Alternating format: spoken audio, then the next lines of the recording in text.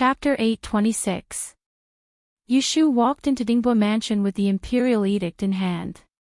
Uncle Gui kindly welcomed her into the hall and looked outside. He saw 2 rows of black-robed cold-faced guards patrolling outside and then guarding the front and back doors, leaving 2 guards behind to protect Yushu. Even their prince did not have such an imposing manner. Speaking of which, if it was someone else, they would not dare to be so arrogant in King Ping's territory. Yushu and Uncle Gui were old acquaintances, but they pretended not to know each other in front of others. Uncle Gui had just sent the few beauties rewarded by the palace back to the backyard. When he turned to see Yushu, he felt guilty. He put on a flattering smile, but in his heart, he felt bitter. He was afraid that she had heard about the Empress Dowager gifting beauties and specially came to ask for an explanation. "Thank you, Lady Yu, for coming personally. I have already sent someone to invite His Highness back to the residence. I estimate that he will only be back in an hour. Do you want to sit here and rest or take a stroll by the lake? Dingbo Mansion's scenery is excellent." Yushu raised the imperial edict in her hand and said, "There's no need to trouble yourself. I will wait here for King Ping to return." Uncle Gui had to stay behind to accompany the guest nervously. He wanted to find out what the emperor's imperial edict was. Shui Rui had been staying in Wenhua Hall to preside over the revision of the new laws for the past few days. He was busy leaving early and returning late every day. Seeing that he had time today, he showed up at the library in the morning. Without changing his clothes, he brought a group of guards and prepared to go to North City Street. He wanted to take advantage of the opportunity to reveal the reward notice for a son-in-law on the Wangji Tower's Tianji list to avoid trouble. Who would have thought that when he left Donghua Gate, he would be intercepted by people from Dingbo Mansion? In detail, among the few beauties rewarded by the palace yesterday, one of them was a concubine from the previous dynasty. Shui Rui's expression changed when he heard this. He was not scared, but angry. The person was rewarded by the Empress Dowager. He did not believe that the Empress Dowager did not know about it. When the Yan Emperor entered the imperial palace, he had ordered all the concubines of Emperor Chongjin to be locked up in the cold palace. If this one was not released, could she have escaped by herself? But the Empress Dowager purposely sent the concubines of the previous dynasty to his door as palace maids. What was her motive? Was he trying to sow discord between him and the Yan Emperor, or was he trying to frame him? Let's go back and take a look. Thereupon he had no choice but to turn around and return to the Dingbo Hall. He had to first settle the trouble the Empress Dowager threw at him, so that in the future he would not stir up a fishy smell, which would spread to his sweetheart's ears and cause her to misunderstand. Because he had taken the main road back, Shui Rui had missed the messenger that Uncle Gui had sent. It was not until he saw the black-robed guard standing guard outside the Dingbo Hall and Yushu's carriage that he knew that she had come. Shui Rui could not help thinking too much. Ever since she was reinstated, in order to avoid arousing suspicion, she did not take the initiative to visit him. Yesterday the Empress Dowager had just sent several women over, and today she came. Thinking was thinking too much, but he did not feel guilty. He dismounted from the horse, tidied up his clothes, and strode inside. A clever manservant at the door jogged forward to lead the way. He reported in a small voice, "Yuta has been here for almost an hour. She is sitting in the Tingsong house in the front courtyard." Shui Rui did not ask any more questions. His footsteps quickened, and in the blink of an eye, he had arrived at the guest hall. The black-robed guards outside the door bowed their heads in greeting. He swept his gaze over them and couldn't help muttering to himself. In the blink of an eye, he saw Yushu sitting quietly inside the room. His eyes lit up and he couldn't help raising the corner of his mouth. His cloudy expression turned sunny. "Why did you come without saying a word?" There was a saying that a day apart was like 3 autumns. At this moment, Shui Rui only had her beautiful figure in his eyes. How could he see Uncle Gui secretly winking at him? Yushu used her sleeve to conceal the golden imperial edict. There was a faint smile on the corner of her mouth. She examined him and said, I came to congratulate Wang Yi. Shui Rui's eyelids twitched.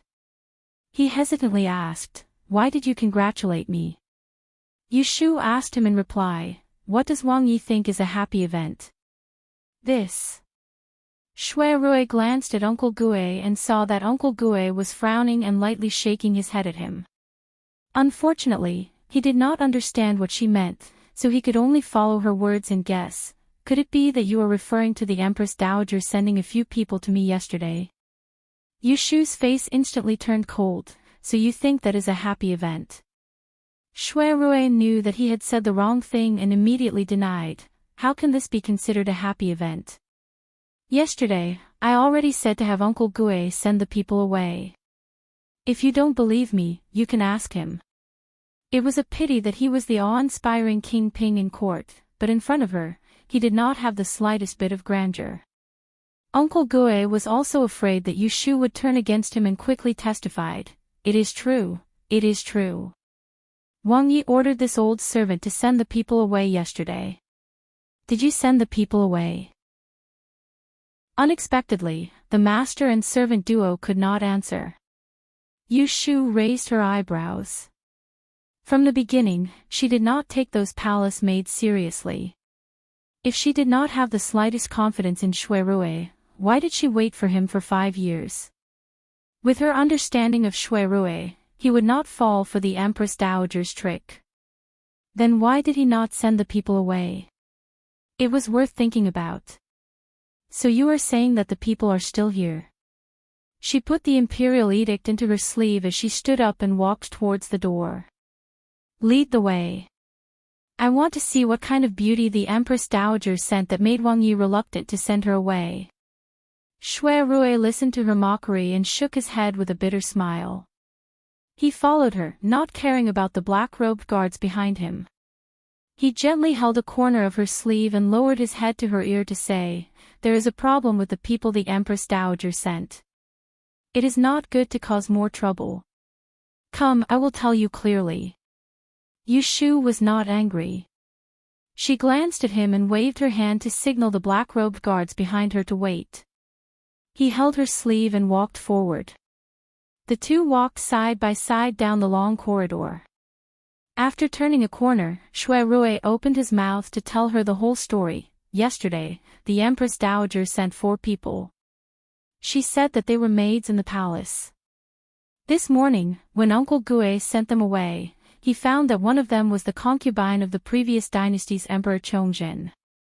Yushu frowned and said, what does the Empress Dowager want to do?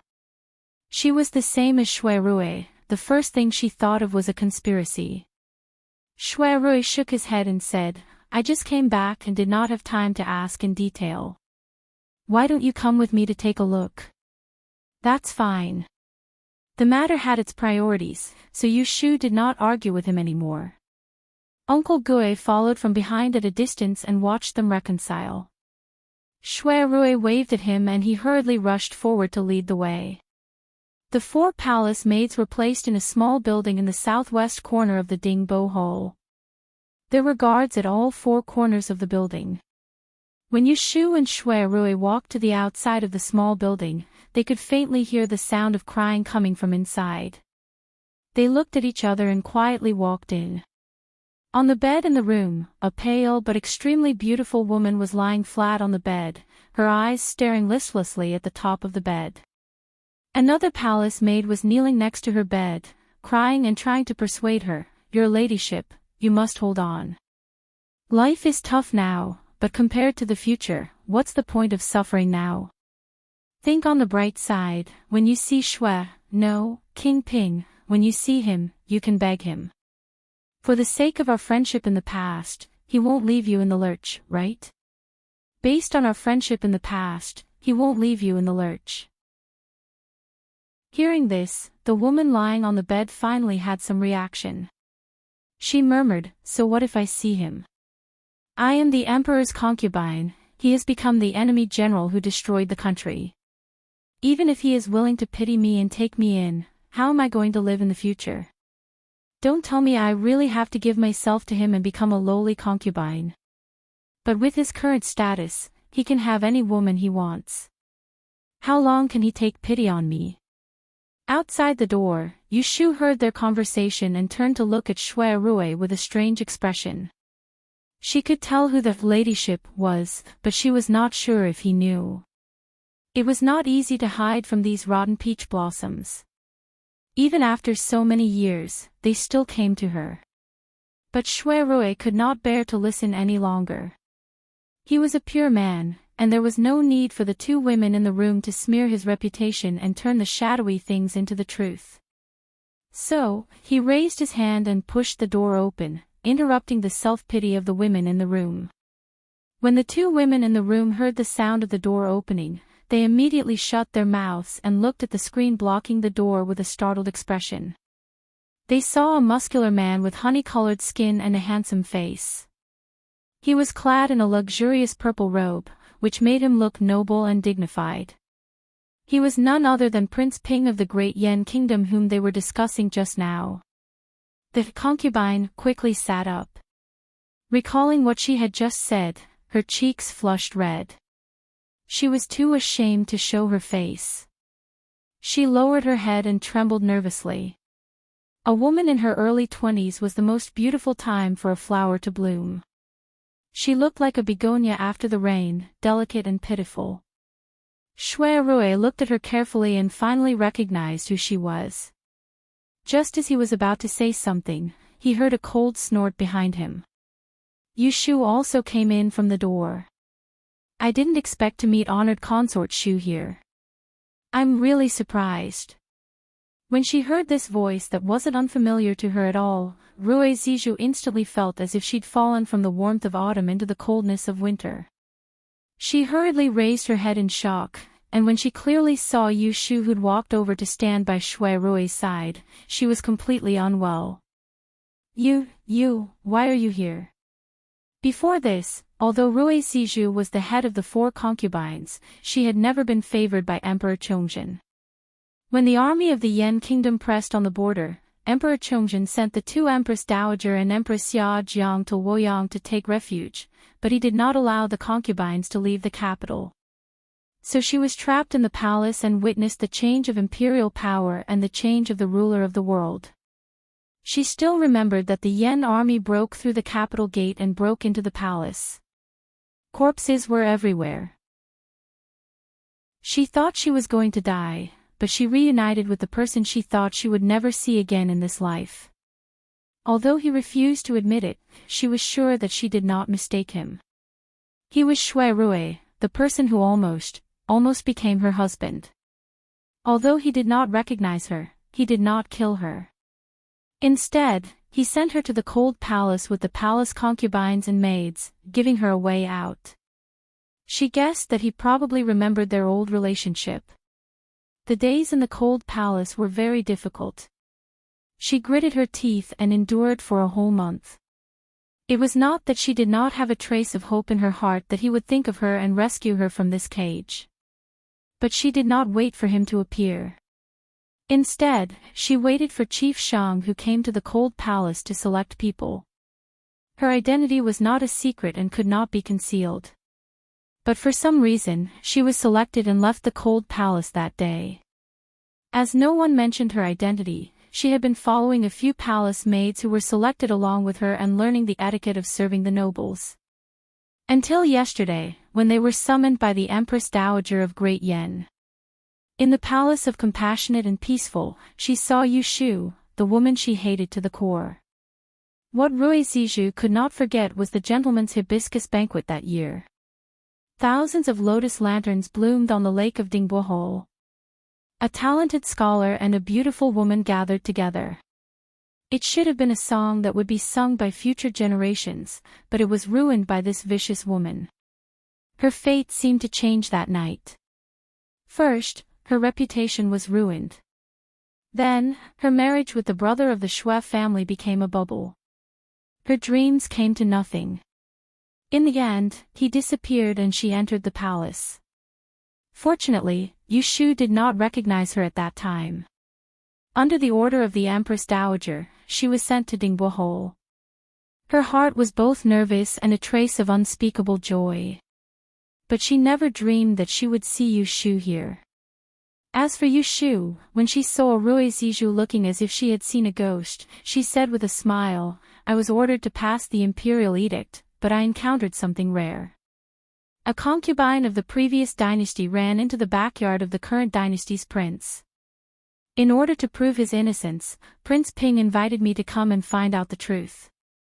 When Emperor Chongzhen was on the throne, concubine Rui Shu took advantage of the power of the Empress Dowager to make trouble for her from time to time. Later, she was taught a lesson by Rui Shu and became obedient. Yu Shu had never been a soft-hearted person. Seeing Rui Zizhu in such a situation, she did not feel sorry for her at all. Rui Zizhu's hands were trembling. She hated and was afraid of Yu Shu. She could only pretend to be calm and said, "It was the Empress Dowager who allowed me to leave the palace and sent me here. If you have any questions, why don't you go to the palace and ask the Empress Dowager?" "So you mean that the Empress Dowager knew your identity and background, but deliberately sent you to Prince Ping as a palace maid?" Yu Shu caught her words in a few words and dragged the Empress Dowager into the trouble. Rui Zizhu had stayed in the palace for a few years after all, so she wasn't stupid to the point of being hopeless. When she heard Yu Shu's question, she didn't dare to answer. She bit her lips as she looked at Shui Rui, and her glistening eyes were filled with panic and pleading. "Now that things have come to this, I just want a place to stay. Brother Shui, I know it's you. It's fine if you don't admit it, but you and I have known each other for a long time. Are you going to watch me be forced to death by others?" Shui Rui felt wronged when Yu Shu snatched his words as soon as he entered the door. It was true that the Shui family and the Rui family almost became in-laws, but in all honesty, he had never had any improper thoughts about the young lady of the Rui family. How could she still want to rely on him with such a small relationship? Consort Shu, right? I'm Great Yan's Lu Shining, and I'll never change my name. Don't be in a hurry to seek death. Let me ask you, you claimed that the Empress Dowager allowed you to leave the palace.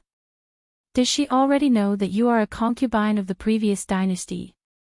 Rui Zizhu could not avoid this question. She stammered, "The Empress Dowager is high and mighty.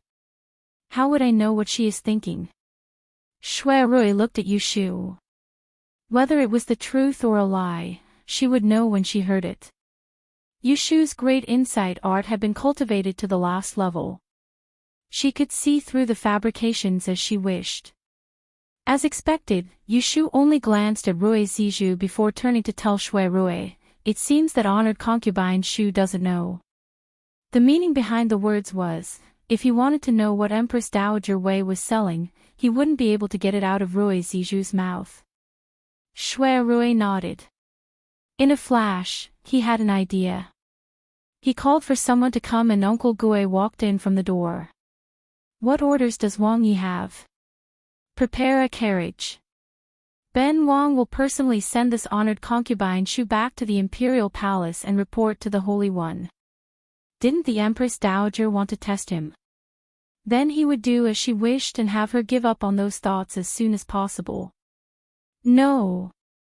Rui Zizhu's face paled. She looked at Shui Rui and shook her head. "I don't want to go back to the palace. I beg you, don't send me back." Shui Rui didn't seem to hear her and turned to leave, not caring about their past relationship. Seeing this, Rui Zizhu didn't care that Yu Shu was present. She threw off the blanket and jumped off the bed. Barefooted, she leapt behind him. Before she fell, she grabbed a corner of his clothes. Raising her head, tears fell from the corner of her eyes. Her beautiful face was so fragile it made people's hearts wrench. "If I go back to the palace, I will only die. How can the cold palace hold a living person? Are you really so cruel? Big brother Shui, I would rather stay by your side and be a Yahuan that brings you tea and water, serve you for the rest of my life. I beg you, save me, all right?" Shui Rui slightly furrowed his brows. It wasn't good to kick her away. He never acted against women. But how would he fall for this trick of hers? If he would be soft-hearted and take in any girl who cries and begs in front of him, then from the northeast all the way to Enling, who knows how many girls he has kept by his side, who knows how many times he has let Shu down. What a good servant girl. Honored consort Shu has really opened this seat's eyes. Shu sneered and crossed her arms as she looked down at the beauty who was kneeling on the ground and begging. Seducing her man in front of her, the master, was simply courting death. Rui Zizhu saw her disdainful gaze, and the old and new hatred was ignited. She glared at her with tears in her eyes and said, "You Lianfeng, you shameless villain with a venomous heart. How can you have the face to stand in front of Big Brother Shui? He has been extremely benevolent to you, but you slandered the Shui family for colluding with the Yan traitors, causing his entire family to bear injustice. If it weren't for your treachery, Grandpa Shui wouldn't have died unjustly, and Auntie Shui and younger sister Shui wouldn't have suffered such humiliation. How can you have the face to see him?" As she spoke, she turned around with an agitated expression, and her teeth chattered as she roared at Shui Rui in a low voice. "You actually don't know that she's your enemy. Why would you rather save her than save me?" During the period when she was trained in the bureau of the Imperial Palace, she would occasionally hear some gossip. For example, Prince Ping had pleaded for the previous dynasty's celestial commissioner at the palace banquet. Thus, she knew that not only was Shu not convicted, but she was also reinstated with the help of Shui Rui and could continue to enjoy her wealth and glory. She only thought that Shu had thought of a way to confuse him, and wanted nothing more than to expose her true colors in front of him. Enemy. Ha! Shu suddenly felt that she was pitiful. It was fine if she thought too much of herself, but how did she become delusional? She looked at Shui Rui and saw that he was also looking at her. The two of them looked at each other and smiled. There was no need for words. That day, she came forward to accuse the Shui family of colluding with the enemy. One reason was to protect herself, and the other was to prevent Shui Lingnan from rebelling with Prince Yang. That was a crime that deserved the death penalty of having his entire family executed. Later, Shui Lingnan died of illness in prison. That was his own fault. As for Madame Xuan Jin Sun's younger sister, after she had gained power, she had secretly taken them out of the nunnery and sent them to a safe place to hide from the chaos. Even if the world scolded her for being treacherous and harboring malicious intentions, she did not care. She did what she had to do. Even if there were millions of people in the world who misunderstood her, he would not. That was enough. How could you understand? She looked at Rui Zizhu sympathetically and reached out to hold Shui Rui's hand, pulling him away from the place. Rui Zizhu did not manage to hold on to the corner of his clothes. Her eyes were filled with their tightly interlocked fingers. She felt as if all the bones in her body had been pulled out, and she fell limply to the ground. So that's why, Shu and Shui Rui left the small building and walked along the path to the garden. Only then did he remember to ask her, "What is the happy event you were talking about?" Chapter 827. In the 9th month of the first year of Zhenwu, the Emperor of Yan drafted a decree to officially change the name of Anling City to Tianjing City. The imperial palace expanded to the north and named it the Forbidden City. After the turmoil, the people in the capital city were quickly pacified by the new policies issued by the imperial court. In just 3 months, the streets and alleys regained their liveliness. Peddlers and servants reappeared in the streets, and tea houses and restaurants had people again. On the surface, everything seemed to be the same as before. However, behind the calm of the storm, something seemed to be quietly changing. On one hand, the imperial court reduced the exorbitant taxes implemented by the previous dynasty. On the other hand, it took action against the previously exempted aristocratic families of Yishue. First, it included the business tax for each Yishue hall into the law. Then, it banned gambling houses, big and small, and especially prohibited Ishua masters from participating in gambling. Those who violated the law would be severely punished by stripping them of their official titles. Finally, it changed the Grand Yen examination that was held once every 3 years to once every 5 years. It also reduced the number of admission and added the court examination as a countermeasure. Many regulations had fundamentally curbed the development of Ishua, causing the prosperous aristocratic families of Ishua to go from prosperity to decline. The aristocratic families of the 12 prefectures were the first to bear the brunt. Even though they were unwilling, they were powerless to resist. The person in charge of the celestial commissioner was Yushu. She would not stand up for them. The current emperor did not believe in Taoism, nor did he advocate Ishua. To be honest, after the fall of the Yin dynasty, it was already a blessing in disguise that the celestial commissioner was able to survive. These aristocratic family heads were all speculating what methods Yushu had used to make the emperor of Yen not use the highly respected Grand National Advisor Liu Yen. Instead, she had taken advantage of him. Seeing that Yushu had once again gained the upper hand, many people were envious. They secretly hoped that the Grand National Advisor would make a fuss. When two tigers fight, one must be injured. Who would have thought that the two of them would live in harmony and mind their own business? The first to make a fuss was not Yushu or Liu Yen, but King Ping. One day in October, the Great Exchange Hall of Wangji Tower, which was located in the most prosperous area in the north of the city, opened its doors to welcome customers as usual. The front door was clean and tidy, and the plaque on the door had been washed with water before dawn. The waiters who served the customers were dressed neatly and in high spirits. They showed their white teeth and greeted everyone they met. Regular customers did not need introductions. One group went to Yuchio Hall, another group went to Being Hall, and the other group went to the Tianji list to watch the fun. Oh my god, this girl actually gave away 50,000 taels of gold when looking for a husband. Even if she married a princess, she wouldn't be able to afford it. TSK TSK TSK. Guests who had just arrived were shocked when they saw the red list of rewards posted at the top of the list of the Tianji list. The regular customer, who was checking the barometer by the side, turned his head and whispered to the man, "You don't sound like you're from the capital. You're from the north, right?" The person who was looking for a son-in-law was not an ordinary woman. Whoever had the ability to marry her, their entire family would ascend to heaven along with her. It's a pity that she's so arrogant that she doesn't care about ordinary people. Otherwise, the notice for son-in-law wouldn't have been up for 5 years and no one dared to take it. I've broadened my horizons today. Hey, brother, tell me more in detail. The non-local young man grabbed the regular next to him to strike up a conversation. He wanted to hear more about strange people. At this time, a string of golden drums and gongs came from outside the Great E Hall.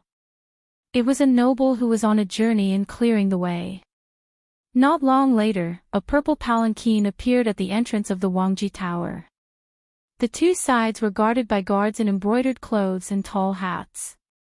After the palanquin landed, a man walked out. He was wearing a white magnolia robe with a cicada robe embroidered with gold and silver thread. He had a string of Hishur jade pendants on his waist and a folding fan.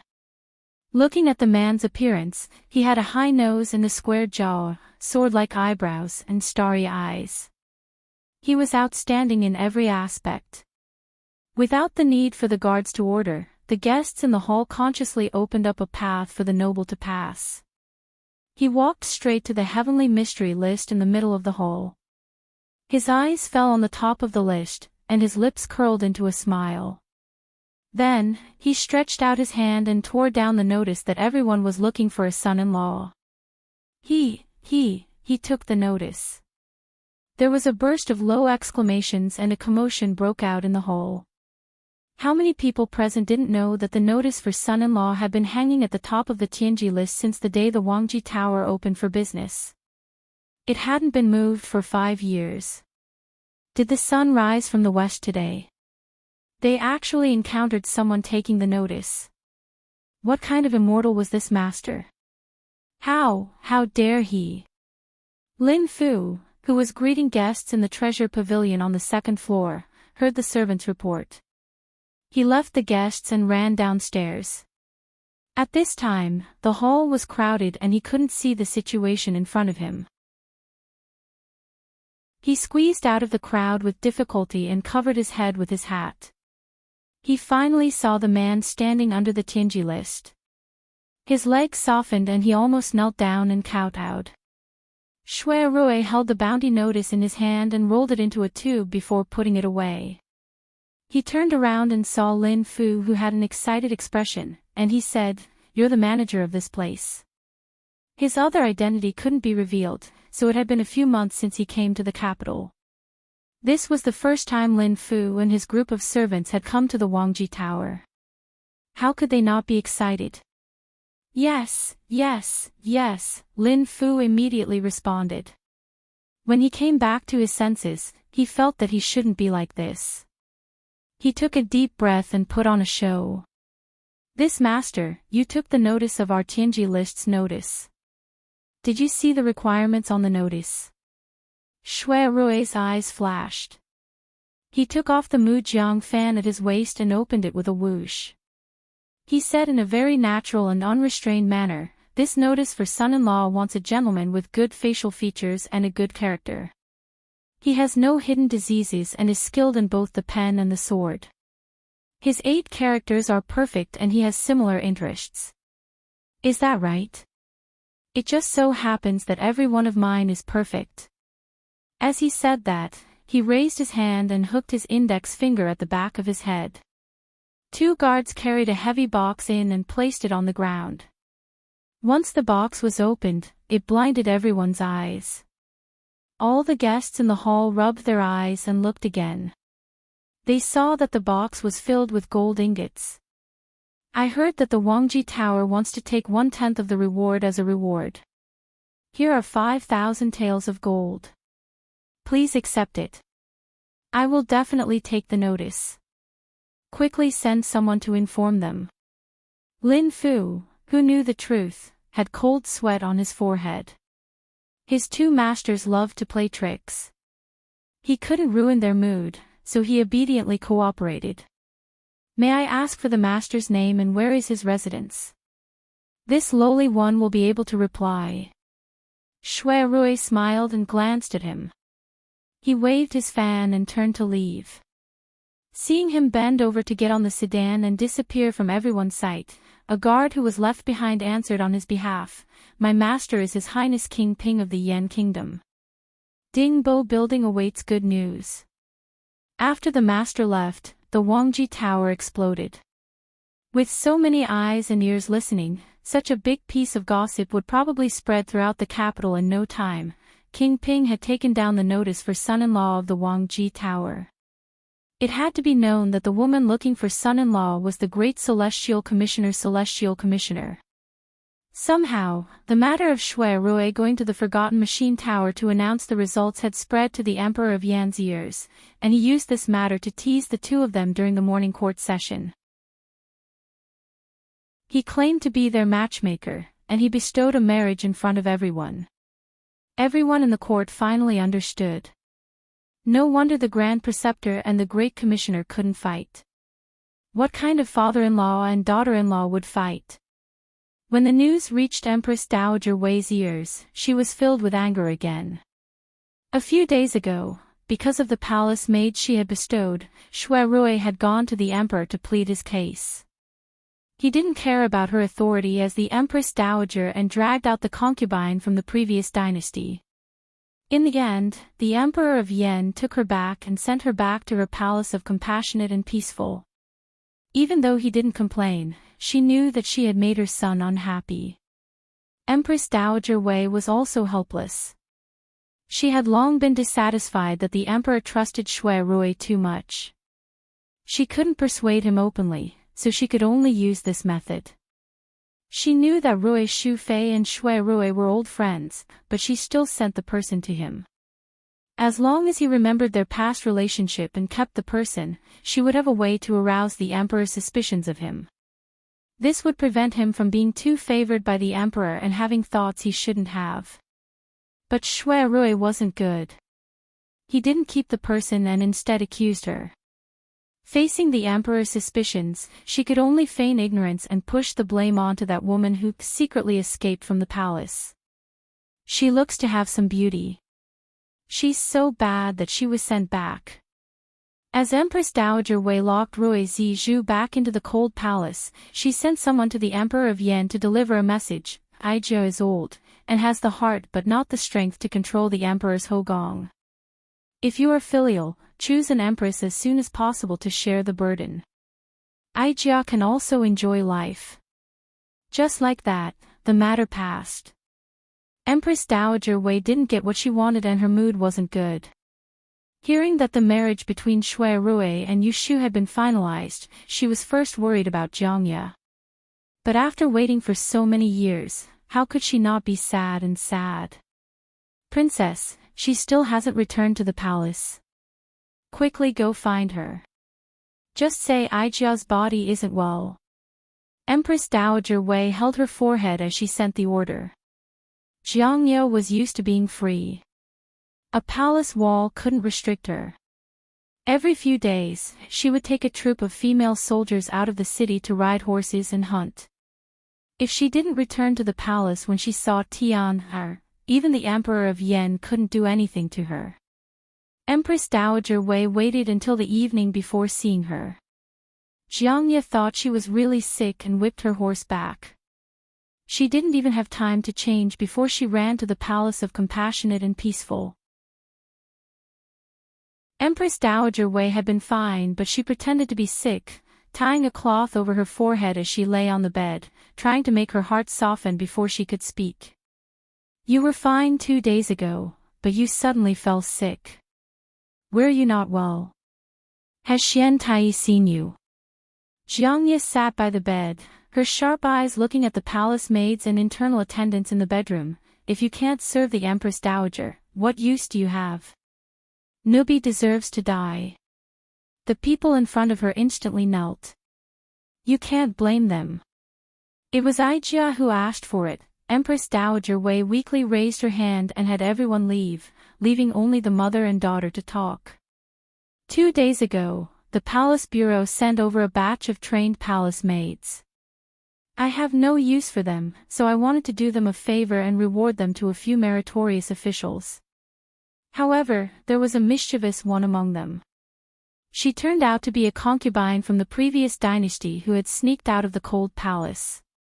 She was sent to King Ping, and he recognized her. As a result, the matter was brought to your brother and I was embarrassed. When Jiangye heard it was about Shui Rui, she exploded. She said angrily, that damned Lu Shining, he dared to disrespect you. Last time, I really shouldn't have let him go. I should have killed that adulterous couple. She accidentally let it slip and Empress Dowager Wei instantly heard it wasn't right. She grabbed her wrist and asked, what last time? You told Aijia clearly, are you hiding something? Jiangye wanted face. She wouldn't say that she was captured and almost died under Shui Rui's sword. She could only vaguely reply, 3 months ago, I set a fire in the barracks outside the city and almost burned that Yu Lianfang to death. Lu Shining rushed over and was almost killed by me in a fit of anger. Empress Dowager Wei sucked in a cold breath. She couldn't resist raising her hand to slap her. She was so angry she trembled. You evil creature, it's better if you anger me to death. It was a serious crime to set a fire in a barracks. If she really did it, it would be terrible. Yu Shu's death wasn't a pity, but Shui Rui still had military power in his hands at the time. If he flew into a rage for a woman, it would be a great disaster. Jiangye hadn't thought of the consequences. She felt wronged and bared her teeth in pain. Why are you so angry? Empress Dowager Wei poked her forehead, hating iron for not becoming steel. If that Yu Shu could have been killed, Aijia would have already killed her for you and let you marry your ideal husband. But why didn't you think, after she died, would Lu Shining let it go? You really think that just because you're the princess of the Great Yen, you can do whatever you want? Muddle-headed, you're muddle-headed to the end. Why did Jia raise such a useless thing like you? Jiang Qia could only suffer in silence. The one who was truly out of control wasn't her, it was that pair of dogs. One of them kept saying that he wanted to kill her to prevent future troubles, while the other actually let a dog servant take her hostage. Right, there was also that hateful dog servant.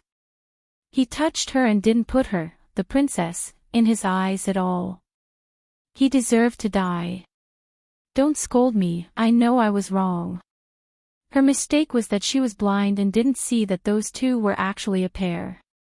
Otherwise, when she was in Ningdong City, she would have forced herself on Shui Rui. She would have ruined their happy occasion and let them cry. You really know you were wrong. Empress Dowager Wei looked suspiciously at her, probing, do you know that your Imperial Xiong has decreed marriage for the two of them? Jiang Ye twisted her neck and snorted coldly. Empress Dowager Wei hurriedly grabbed her wrist, you can't be muddle-headed again. If you have to let it go, let it go. Lu Shining has to marry Yu Shu, that's because he has eyes but couldn't see. Aijia heard that woman had married someone a few years ago. The result was that the groom ran away on the day of the wedding, causing a storm in the city. Lu Shining married her in a moment of muddle-headedness. Sooner or later, he will regret it. At that time, you'll see if the two of them can get along. Jiang Ye said impatiently, whether they get along or not, it's none of my business. From now on, don't mention them in front of me. Empress Dowager Wei paused upon hearing this. She hadn't thought that she would say something that didn't concern her. She seemed to have suddenly thought it through. She should have been happy, but she didn't feel reassured. So she probed, then, while your Imperial Xiong is choosing a Fei, Aijia will help you find a few candidates for Fuma. After your Imperial Xiong is titled Empress, then I'll organize your marriage. Is that all right? Jiang Ye opened her mouth to refuse, but seeing Empress Dowager Wei's hopeful expression, she couldn't say the word no. Before, she could still use Shui Rui as a shield. Now, what was she going to use as an excuse? Do as you see fit. She replied in a muffled voice. She stood and walked out, rest well, don't worry about my matters. Empress Dowager Wei had urged for the marriage for 5 whole years. It was so difficult to wait for Jiang Ye to nod and agree. She really wanted to cry tears of joy. She silently thanked the heavens and earth inside. Seeing Jiang Ye slip away, she didn't stop her. When she left, she couldn't wait to start planning what kind of husband she would find for her precious daughter. Chapter 828. For the past few days, the entire Yu mansion was filled with a festive atmosphere. The reason was that their eldest daughter was going to get married again. The last time did not count, but this time it was a real happy occasion. No one wanted to talk about the farce that happened 5 years ago. The groom actually ran away on the day of the wedding, and the rumors spread everywhere. Who knew how many people laughed at their eldest daughter behind her back? No matter how capable she was, no one wanted her, and she couldn't even get married. Now they really wanted to go back and slap those people. Who said that my eldest daughter could not get married? Open your dog eyes and see what kind of person my son-in-law is. He was the best man in the world, and the sworn brother of the Emperor of the Yen Kingdom. He had the looks, the power, the ability to govern the country, and the martial arts to stabilize the country. It was said that he did not have any concubines in his mansion, and there was nothing to nitpick about. Therefore, without knowing anything, Shui Rui effortlessly won the hearts of the entire Yu mansion, and became a good son-in-law in their hearts. Since the emperor's decree of marriage was spread, and King Ping sent someone to propose marriage, Aunt Shui was overjoyed these 2 days. She never dared to think that she could have a prince as her son-in-law in this life. Zhao Hui and her husband were also overjoyed. After obtaining Yushu's consent, they could not wait to prepare her dowry. In this big family, there was only one person who was not happy, and that was Yushu. He had something hidden in his heart, and when he looked at Yushu, who was happily waiting to get married, he could not help but ask after holding it in for 3 days. "Sister, is it because he looks like Brother Shui that you want to marry King Ping?" Yushu was 16 years old this year. Although he still had the immaturity of a youth on his face, whether it was his height or his intelligence, he was far superior to his peers. He was no longer an ignorant child. He learned medical skills from He Fangji, and after a few years, he had made some achievements. He could be independent in the medical center, and his acquaintances would smile and call him Dr. Xiao Yu when they saw him.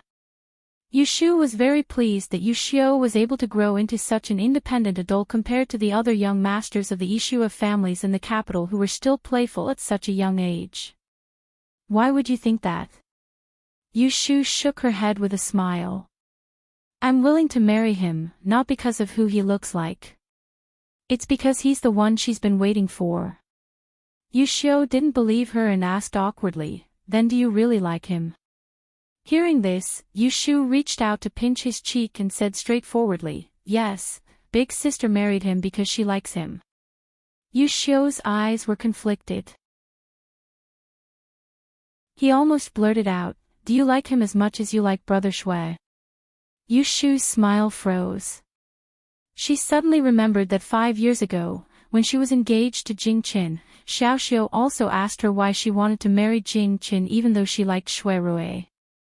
What was her answer at that time? She seemed to have used some other words to brush him off. She neither admitted nor denied it. "Big sister." Yushu saw that she was in a daze and regretted asking the wrong question. However, if he didn't ask, he would feel suffocated in his heart. He hoped that his sister could marry a good man who she liked, but Brother Shui was such a good person. Did he deserve to be forgotten like this? Yushu came back to her senses and looked at Yushu's concerned gaze. He was her closest family in this life. Even if she had many secrets that she could only hide in her heart, at this moment, she hoped that there would be someone to share the true joy in her heart. She put her arms around Yushu's neck and whispered in his ear, "The person I like is your Brother Shui." Yushu was dumbfounded. After a while, he came to his senses and opened his mouth to call out, but Yushu covered his mouth. She raised an index finger to her lips and blinked, silently telling him that this was a secret. Yushu nodded vigorously. When she let go of him, he couldn't help but open the corner of his mouth and giggle. "So King Ping is Brother Shui. That's great, that's great."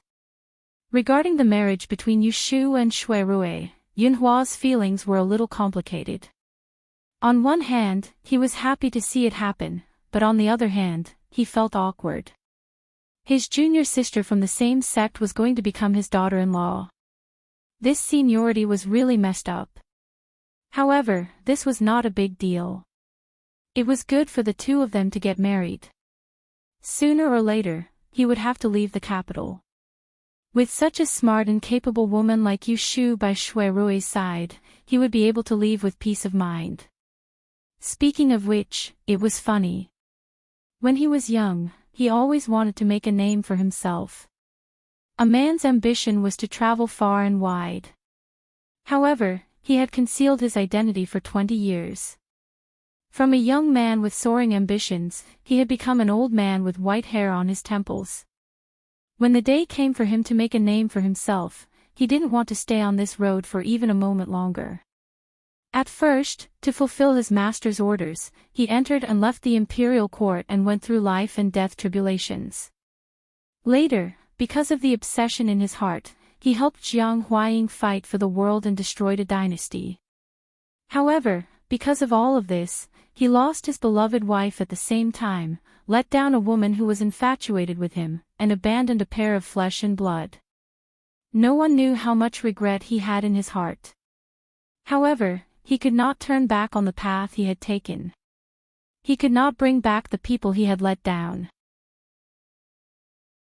He did not want to regret anymore. So, while he was still alive, before his bones became completely old, he wanted to look back on the scenery he had missed in this life. He wanted to see with his own eyes the mountains and rivers that he had given everything for. He no longer schemed against others and no longer suppressed himself. Then, when the day of his death came, he should be able to go to the underworld with a smile and go through the next reincarnation.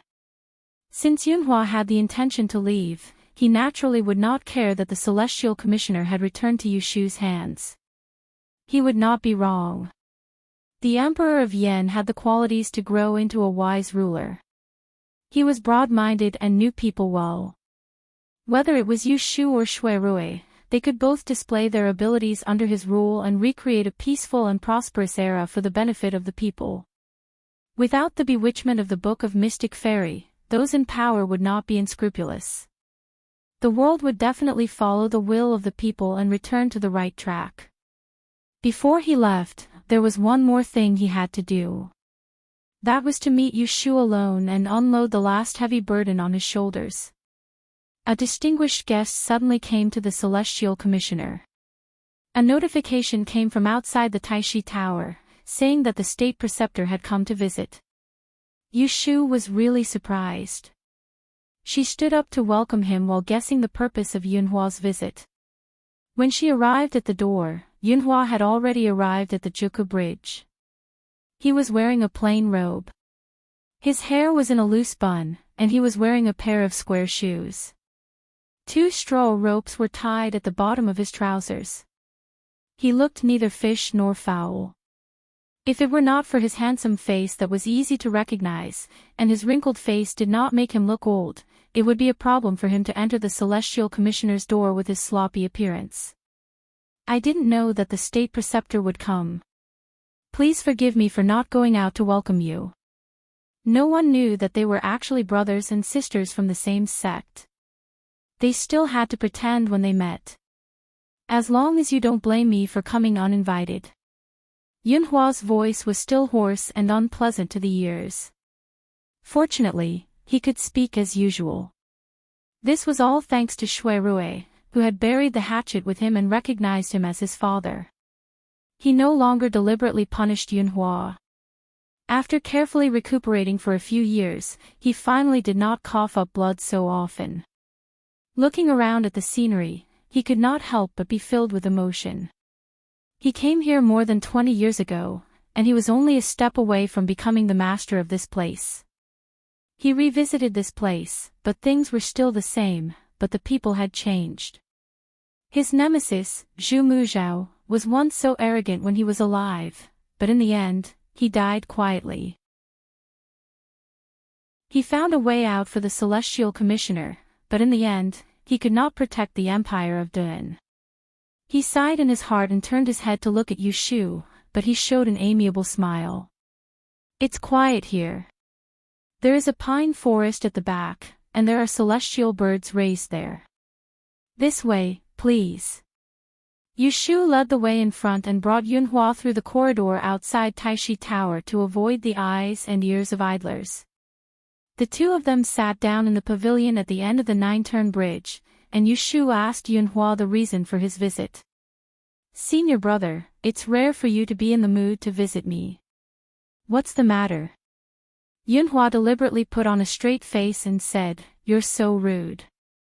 You still call me senior brother.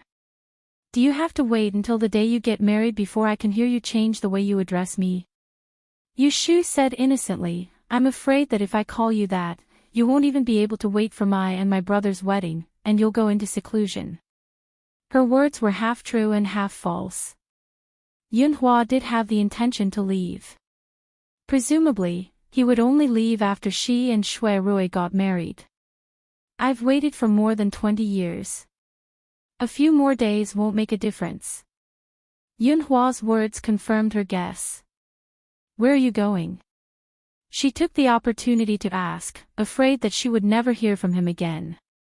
Yunhua stretched out his hand and pointed in a direction. The south. I'm going to look for 2 people first. Yushu was not surprised. Her eyes flickered and she said, "Are you going to look for Jing Qin An?" "Master." Yunhua nodded and looked at the birds playing in the water on the shore. He said faintly, "You already know the identity and origin of Master. He is the great calamity from 100 years ago, Prince Yuanzheng. The person who killed him was the female General Gong Sun Jing, who was his childhood sweetheart and later married to him. In order to obtain the god's destiny bone, the celestial commissioner first framed the Gong Sun family and sent them to prison. Then, she imprisoned Master and took away their own flesh and blood. You can imagine how sorrowful and resentful the parents would be when a baby who was less than a year old had his tendons and bones pulled out and died without a complete corpse." The relationship between Yushu and Daoist Qingjing was far less deep than the relationship between Yunhua and Daoist Qingjing. They were master and disciple, and they were as close as father and son. When Yushu heard about this tragic past, she could understand that her master was obsessed with revenge for 100 years, let alone Yunhua. He would definitely feel the same way. Yushu did not interrupt. Although she had heard the story of the prince and the female general told by Zhu Muzhao and Prince Yang respectively, the truest version was undoubtedly the one that Daoist Qingjing told Yunhua himself. Master broke out of the prison and rescued Master's wife. In order to avoid the pursuers, the 2 of them fled into the imperial mausoleum in the eastern suburbs. Perhaps it was the will of the heavens. The tomb was full of traps, but they broke into the depths of the tomb and found the items buried with Empress Ningzhen, which were the 6 instruments for the founding of the nation. Among the 6 instruments, the Book of Mystery Woman's 6 wrens was secretly taken out by the former emperor. The 7-star ruler was missing 2 stars and it was cut out to become the emperor's personal item. It was said that the Fuxi plate was owned by the celestial commissioner's Big Tiao. Shi Rui was nowhere to be found. Only the Chun Jun sword and the Tai Qing cauldron were intact. There was an inscription engraved in the tomb, detailing the use of the 6 instruments for the founding of the nation. At the end, there was also a personal letter written by Emperor Anwu, stating that the 6 instruments were buried with Empress Ningzhen. It was because of her last words that the 6 instruments were against the natural order.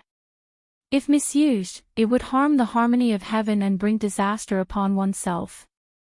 Even she could not escape her retribution. Yushu frowned and thought uneasily, if Empress Ningzhen died young and could not leave behind any children or descendants in her life as her retribution, then is the celestial commissioner's Big Tiao also a curse from the Book of Mystery Woman's Big Tiao who had a short life? She was slightly distracted, but then she realized that there was something wrong with Yunhua's words. He said that Master found the Chun Jun sword and the Tai Qing cauldron in Empress Ningzhen's tomb. Wait. She could not help but interrupt and asked, since Master found the Chun Jun sword, why didn't he take it away at that time? Heaven and earth knew that the real Chun Jun sword was now in her hands, and she was very sure that she did not get the Chun Jun sword by chance, but a trap set by Qingjing. He kept her in the dark until the day she had the ability to see through the truth. But more than 20 years ago, Daoist Qingjing did not give the Chun Jun sword to Yunhua. Instead, he kept it for 20 years and gave it to her. Why? She had always thought that Yunhua did not know that the Chun Jun sword had been stolen from the imperial mausoleum by Daoist Qingjing 100 years ago. That was why he had waited for 20 years. But now, it seemed that this was not the case. It seemed that there was something wrong with her perception. Yushu looked at Yunhua suspiciously. She subconsciously felt that he was hiding something from her, or lying to her. Yunhua met her suspicious gaze and coughed softly. He clenched his fist and put it on his lips. He confessed, actually, senior brother, I lied to you about one thing. At this time, he actually called himself senior brother. Yushu's mouth twitched. She crossed her hands in front of her chest and straightened her back. Suddenly, she raised her aura. Yunhua looked at the sky. In the end, he felt guilty and could not look directly at her eyes. I lied to you and said that Master asked me to come to the capital to destroy the Book of Mystery Fairy Lu Ren just like you. In fact, Master did not ask me to destroy it. Instead, he asked me to bring the Book of Mystery Fairy to see him. I know that the Chun Jun sword is in Master's hands. He did not give the sword to me because he was worried that I would be tempted by the Book of Mystery Fairy. So, he kept the Chun Jun sword and had to destroy it with his own hands. I know that he resented the Dun royal family and the court. The reason why he wanted to destroy the Book of Mystery Fairy was to end all of this. I also hated the imperial power and hated the inhumanity of the Celestial Commissioner, but I was afraid that I would not be able to see the day when the Dun dynasty would be destroyed. So, I disobeyed Master's orders and took away the Book of Mystery Fairy without authorization. I used its influence to cause the destruction of the Dun dynasty. To put it bluntly, he used Yu Shu and Shui Rui. One of them was a person who could reverse the rise and fall of the Dun dynasty. The other was a talented general who could assist the Emperor Star in fighting for the world. He deliberately led the two of them to a dead end. Both of them rebelled and accelerated the destruction of the Yin dynasty. Now that the world has changed, the old country has been destroyed, and the past is over. I finally did not disappoint Master's orders. I have the face to bring the Book of Mystery Fairy Lu Ren to see him. Yunhua gave her an explanation. Yu Shu was expressionless, but she had mixed feelings in her heart. She finally understood why the Daoist Qing Jing handed the Chun Jun sword to her, but Yunhua did not know. Master regretted it. She told the truth, for the sake of a Book of Xian Nu Lu Ren, you almost destroyed your entire life. Perhaps Master had already expected it, but he still regretted it afterwards. What's more, he never thought that in order to take revenge, you would take away the Book of Xian Nu, without authorization, enduring humiliation for so many years. Destroying the Book of Mystery Fairy Lu Ren was a pretense from the beginning to the end. The Daoist Qing Zhang's real purpose should be to use her to lure Yunhua out. Through her mouth, he told Yunhua that he regretted it. She originally planned to bring a secret along with her origin to the grave. However, at this moment, looking at Yunhua who had gone through the vicissitudes of life, she suddenly could not bear to say it. She decided to say it, even if it was another kind of cruelty. Senior, Master handed the Chun Jun sword to me. I guess he must want to tell you that he has already let go of it. He hopes that you will not make a mistake again. Yunhua was stunned. The expression on his face became absent-minded. He slowly turned his head to look at Yu Shu. When he saw the pity in her eyes, he instantly felt bitter, as if seawater had been poured into his heart. He raised his hand to cover his face. He did not want others to see his embarrassment. It turned out that Master did not blame him. It turned out that he had made a mistake. Is the Chun Jun sword in your hands? Yes, it is with me. Yu Shu did not say much about how she got the Chun Jun sword. She thought that Yunhua would not listen to her now. Sure enough, Yunhua sat quietly for a moment before he got up and left. Junior, thank you for telling me the truth today. My mind is in a mess now. Let me go back and think about it. Chapter 829. Before the wedding date of Yu Shu and Shui Rui arrived, there was a major event that was put on the agenda. It was the selection of the harem, and the Yen Emperor would choose an empress. Yu Shu would personally organize it. The Kunling Bureau would select women of suitable age and Jing, considering their family background, appearance, and conduct. 32 outstanding people would be sent to the palace to see the emperor and be decided by the Yen Emperor. That morning, after the selection girls were dressed, they first went to the Kunling Bureau to verify their identities. Then they boarded carriages and were escorted into the palace by the Shenwei army. Because Yu Shu had to attend morning court, she wasn't among them. She was led into the palace by the female official of the Kunling Bureau, Qinglan. Of the 32 Xiongnu, there were 3 candidates most likely to ascend to the throne of empress. One was the golden daughter of Qing and Marquis Fu, Wei Manchu. As the niece of Empress Dowager Wei, she had a higher chance of winning than the others. Another was the precious granddaughter of the Duke of Ning, General Dai Ying. Not mentioning the Dai family's contribution in founding the country, this Miss Dai was said to be an outstanding beauty and good at riding and archery. With the Yan Emperor's background, he should like this kind of girl. The last one was the Yan Emperor's teacher, the youngest daughter of the great scholar Ji Hida, Ji Jinjia. Ji Hongru was admired by the literati of the world. It could be said that after the Yan Emperor moved the capital to Jing, no literati of the previous dynasty died for the country. It was all because of his persuasion.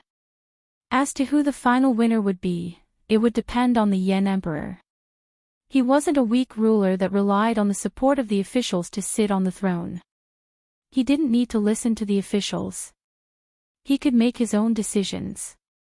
The beauties had to enter the palace through Xihua Gate. Getting off the carriage, they had to walk. Fortunately, it was a good time of autumn. Otherwise, if they walked all the way to the Hall of Supreme Harmony, sweating and ruining their makeup, how would they be able to enter the emperor's eyes? Situ Qinglan had been an imperial official for 5 years and had entered the palace many times. She and the eunuch sent by the Department of Rites led the way, passing through the side of the imperial garden without looking sideways. The autumn scenery was particularly enchanting. In the distance, the maple forest was like fire, and near them, there was a turbulent silver spring. There was a slight commotion among the group of women behind them, and laughter could be heard. Situ Qinglan did not stop them. She thought of the situation when she first entered the palace. She had never been in such a mood. At that time, she was trembling with fear, afraid that she would make a mistake. How could she care about the beautiful scenery in front of her? She turned her head and glanced at the group of teenage girls, her eyes filled with envy.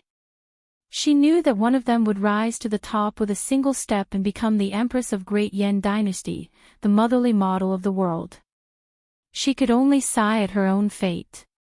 6 years ago, when the Yan Emperor was still the Dongjing Wang of the north, his mother Wei Guofuren, who was now Empress Dowager Wei, brought her daughter to Jing and held a birthday banquet in the Wang Fu, using this as an excuse to choose a Wang Fei for Dongjing Wang.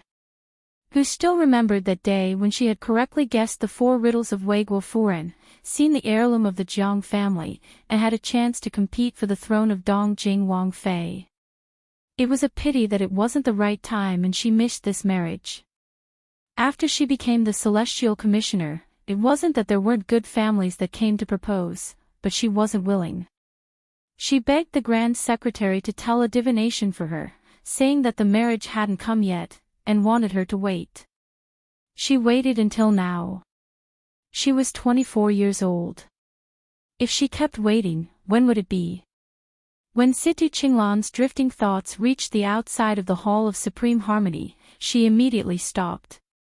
She first had Eunuch's son go in to pass on the message, and then heard the summons for her to come in to answer, leaving behind the 32 Xiuzha outside to wait for their names to be called. In the side hall of the Hall of Supreme Harmony, Empress Dowager Wei and the eldest princess had arrived first. They didn't see the other Feipin of the Hogong. It must be that Empress Dowager Wei cared for her niece and didn't want her to lower her head to the low-ranking palace Fei, so she didn't let them come out. This subject kowtows in salute to Empress Dowager. May Nyang Nyang have 10,000 blessings and peace, Situ Qinglan first kowtowed. When Empress Dowager Wei told her to rise, she went to greet Princess Jiangya. She was slightly nervous. She didn't know if the Empress Dowager and the princess still remembered her. Empress Dowager Wei saw it was a female official with a flower-embroidered patch on her shoulder. Her head was lowered and her face couldn't be seen clearly, so she didn't pay much attention to her. She asked with a faint expression, "Where is the great advisor? Why did he send you?" Didn't I just say that she would personally supervise? Situ Qinglan had been in the bureaucracy for a few years and could hear that Empress Dowager Wei was purposefully finding fault. Her words were full of dissatisfaction towards Yu Shu. She respectfully answered, Empress Dowager, there is a court conference on the 7th. The great advisor has gone to court. He was afraid that he wouldn't make it in time and delay the important matter, so he ordered this subject to manage for him. Empress Dowager Wei glanced at her. She raised her hand and a palace servant brought the list of Xiao Nu in front of her. Opening it, she scanned it and said, the emperor hasn't left court yet. Call a few people in to take a look. As she spoke, her finger pointed at 7 or 8 names. The palace servant took a look and memorized them. He quickly walked to the door to call out the names. Situ Qinglan's ears perked up. Among them was the name of Wei Manchu, the daughter of the Marquis of Cheng'enfu. There were also a few names that weren't well known. But there weren't any of the other 2 popular candidates for the title of empress. He even had people wait outside. A procession of young girls gracefully entered the side hall and bowed. The hem of their dresses spread on the ground like flowers blooming on the branches. It was unspeakably pleasing to the eye. Situ Qinglan sneaked a glance and saw a smile appear on Empress Dowager Wei's face. Her expression instantly became benevolent. It wasn't as cold as it had been before, and seemed overly dignified. She looked at Jiang Ye. She was lazily sitting next to the Empress Dowager, looking disinterested. Stand up. Situ Qinglan turned her eyes again. The first thing she saw was Wei Xiaojie with a face as red as a peach. 16 years of age, as delicate as a cherry that had just been picked. That pair of spirited eyes. With one look, it could be seen that this was a treasure that had grown up in a honeypot. The emperor is busy every day and will come later. Since there's nothing to do, Aijia should find something to do. Aijia knows that you are all daughters of noble families. Which one of you is skilled in something? Why don't Aijia take a look? The girls looked left and right. The first one to step forward was a sweet-looking young girl. When she smiled, 2 dimples appeared on her cheeks. She was very likable. Empress Dowager, this one is Gu Qingqin. My father is the Minister of Works, Gu Jingshui. This one isn't talented, and isn't very skilled in the 4 arts. I did learn a technique to use the flute to play the sound of 100 birds. Please allow this one to show my incompetence. Maybe it was that older people liked this kind of lively and cute little girl. Empress Dowager Wei didn't have a cold expression because she stole her niece's limelight. She smiled and asked her, did you bring a flute? Miss Gu nodded in response. She took the short flute hanging at her waist as a decoration. Putting it to her lips, she blinked her eyes and started to play. First she imitated the lark, then the oriole. Sometimes it was clear, sometimes it was melodious. In a row, she imitated more than 10 kinds of birds. It was amazing that she could pass off the fake as the real one. At the end of the song, Empress Dowager Wei gave her face and clapped her hands. This flute isn't bad. Aijia will remember you. In the future, I'll be counting on you to relieve Aijia's boredom. This sentence was equivalent to sealing Miss Gu's future. Receiving the Empress Dowager's favor, as long as she wasn't stupid, she would hug this thigh tightly. Her days in the future wouldn't be bad. Miss Gu was overjoyed, but Wei Manchu wasn't. Pouting, she said coquettishly, Empress Dowager likes the Gu family's Mimi to know how to play the flute. What to do? Zhu Zhu doesn't know those playful tricks. Does Empress Dowager not like this child? Everyone present knew what relationship Wei Miss and Empress Dowager were. To be able to act coquettishly in front of others, it could be seen that the Empress Dowager doted on her. As expected, Empress Dowager Wei wasn't angry. She reached out with a finger and pointed at her from a distance. She teased, "You like to be pretentious. Since you don't know anything, you still dare to come into the palace. Aren't you afraid that Aijia will kick you out?" Wei Manchu smiled, not afraid at all. She pretended to be helpless as she said, "Then Zhu Zhu can only play a song, so that you won't kick me out." Empress Dowager Wei calculated the time. The emperor should be on his way, so she sent someone to the back to bring a zither that had been prepared beforehand. She placed it in the middle of the hall, set up a tea table and embroidered stool, put up an incense burner. Everything was ready. Wei Manchu, dignified and magnanimous, sat in front of the zither, stretching out her slender white fingers, wearing pink fake nails. The beauty was happy and angry at the same time, quiet and active at the same time. After the sound of the zither started, the surrounding people all shouted at her, turning into the background. Her skills on the zither were extraordinary. Just now, that Miss Gu had taken advantage of Chow'er. It was rare to play a few bird cries on the flute, but compared to this powerful movement of 100 birds paying homage to the phoenix, it was a far cry. When the women waiting outside the hall heard this song, they didn't know what they would feel. But when Situ Qinglan saw this scene, the corners of her eyes started to sting. No one knew that many years ago, she had placed a man she had never met in her heart. She had had hopes and fantasies, but it would all become bubbles today.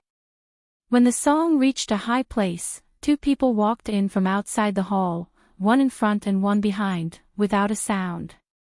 The beauties in the hall were sensitive. When they turned their heads and saw a bright yellow robe embroidered with a 5-clawed golden dragon, they hurriedly knelt down. The sound of the zither didn't stop. Wei Manchu lightly closed her eyes, playing the zither. The side of her beautiful face was exposed to the emperor's gaze. This should have been a stunning entrance. According to Empress Dowager Wei's plan, the emperor's heart should have been moved by now. But she had missed one thing. The Emperor of Yen recognized this zither-playing Biaomei. The Emperor of Yen was in his 30s and didn't care much for women.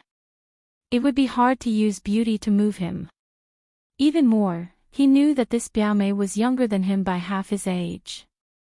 No matter how beautiful she was, in his eyes, she was just a little girl that hadn't grown up yet. Where did she come from? Where did his heart come from? The Emperor of Yan's gaze only paused on his Biaomei for a moment before moving away. He knew what the Empress Dowager was planning. She just wanted the Wei family to have a proper empress. Good things should be kept within the family. If this had happened half a month ago, he would have fulfilled his mother's wish and made the Wei family even more prestigious. But what had happened in between had reminded him. Filial piety was necessary, but if it was foolishly filial, it would cause disaster sooner or later. It was better to cut off this seed early to avoid future trouble. These are the beauties chosen from Jing. The Emperor of Yen walked past the crowd. Behind him was Yu Shu, who had come after the court. The sound of the zither suddenly stopped. Miss Wei turned her head to look and hurriedly left her seat. Shyly and timidly, she lifted the corner of her dress and knelt down. "That's your Wei family, Biaomei. You don't recognize her?" The Empress Dowager teased. The Emperor of Yen praised, "A girl changes 18 times between childhood and womanhood. Biaomei is even more beautiful, and plays the zither better." On this side, Jiang Qia was so bored she was about to fall asleep. When she raised her head and saw Yu Shu, she instantly woke up. She stood and walked out, completely forgetting what the Empress Dowager had told her before. "I lost something important on the road. I have to go back and find it." "Wait," Empress Dowager Wei didn't stop her. She was furious, but she couldn't criticize her daughter in public. The Emperor of Yen walked forward and urged, "Hualon can't sit still.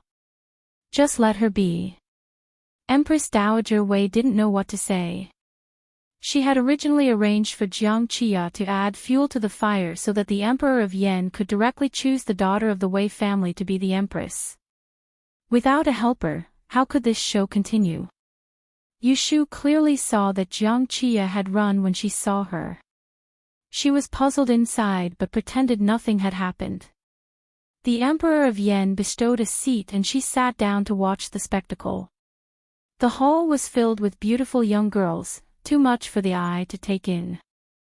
The most outstanding was the young miss that had just played the zither. She was from the Marquis Cheng Fu. TSK, a 15 or 16-year-old girl was as tender as a spring onion. Could the emperor really do it?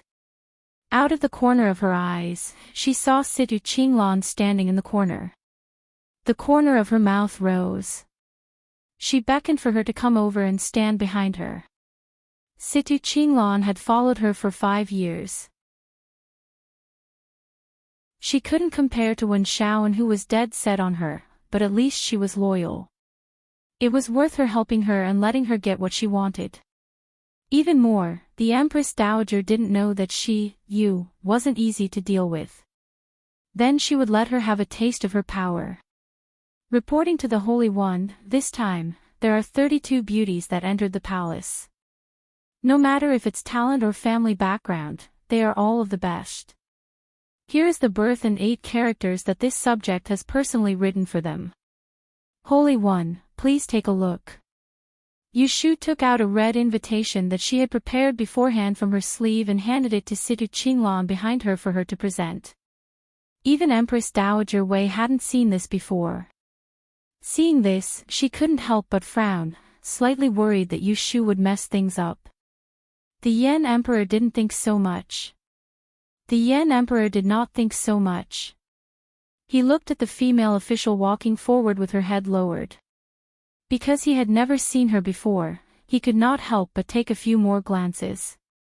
He saw that she was wearing a well-tailored robe, her figure slender and graceful.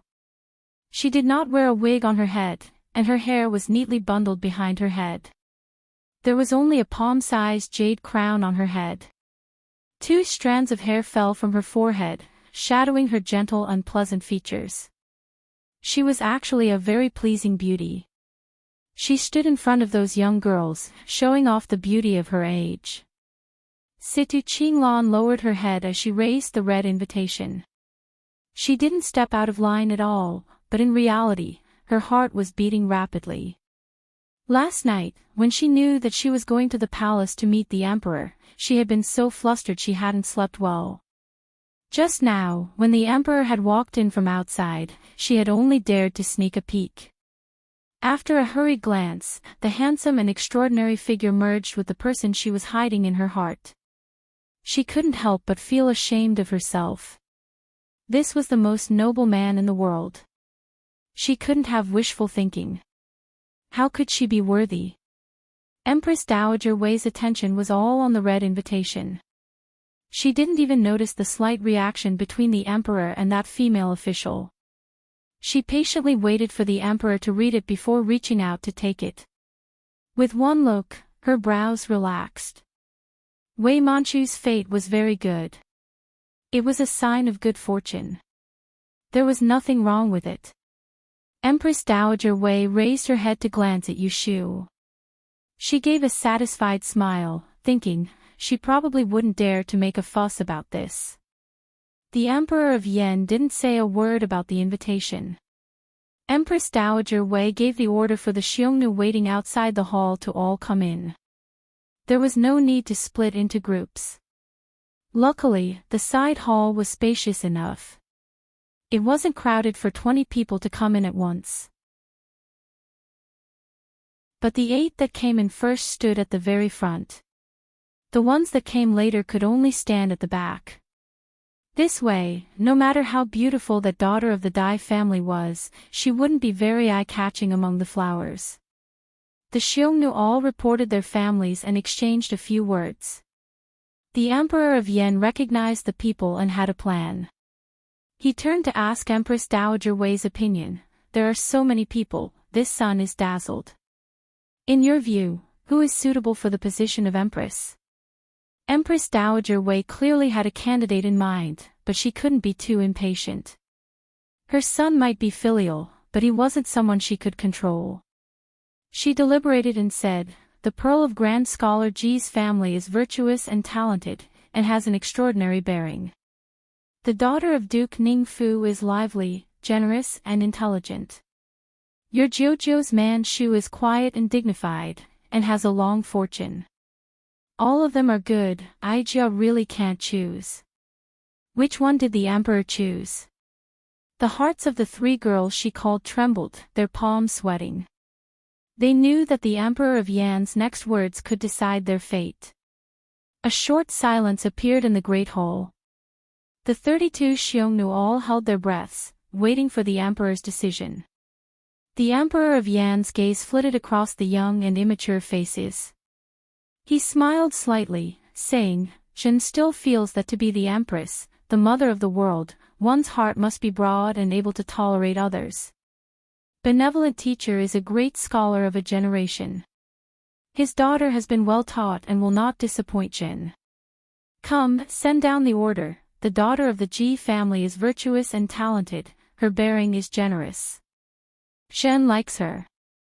Today, she will be made empress. The coronation will be a month later. Have the Celestial Commissioner and the Ministry of Rights prepare. The last sentence was directed at Yushu, pick a good day. This subject obeys.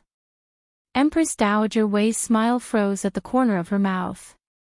The emperor didn't even leave any room to maneuver and just made the decision. She couldn't persuade him otherwise.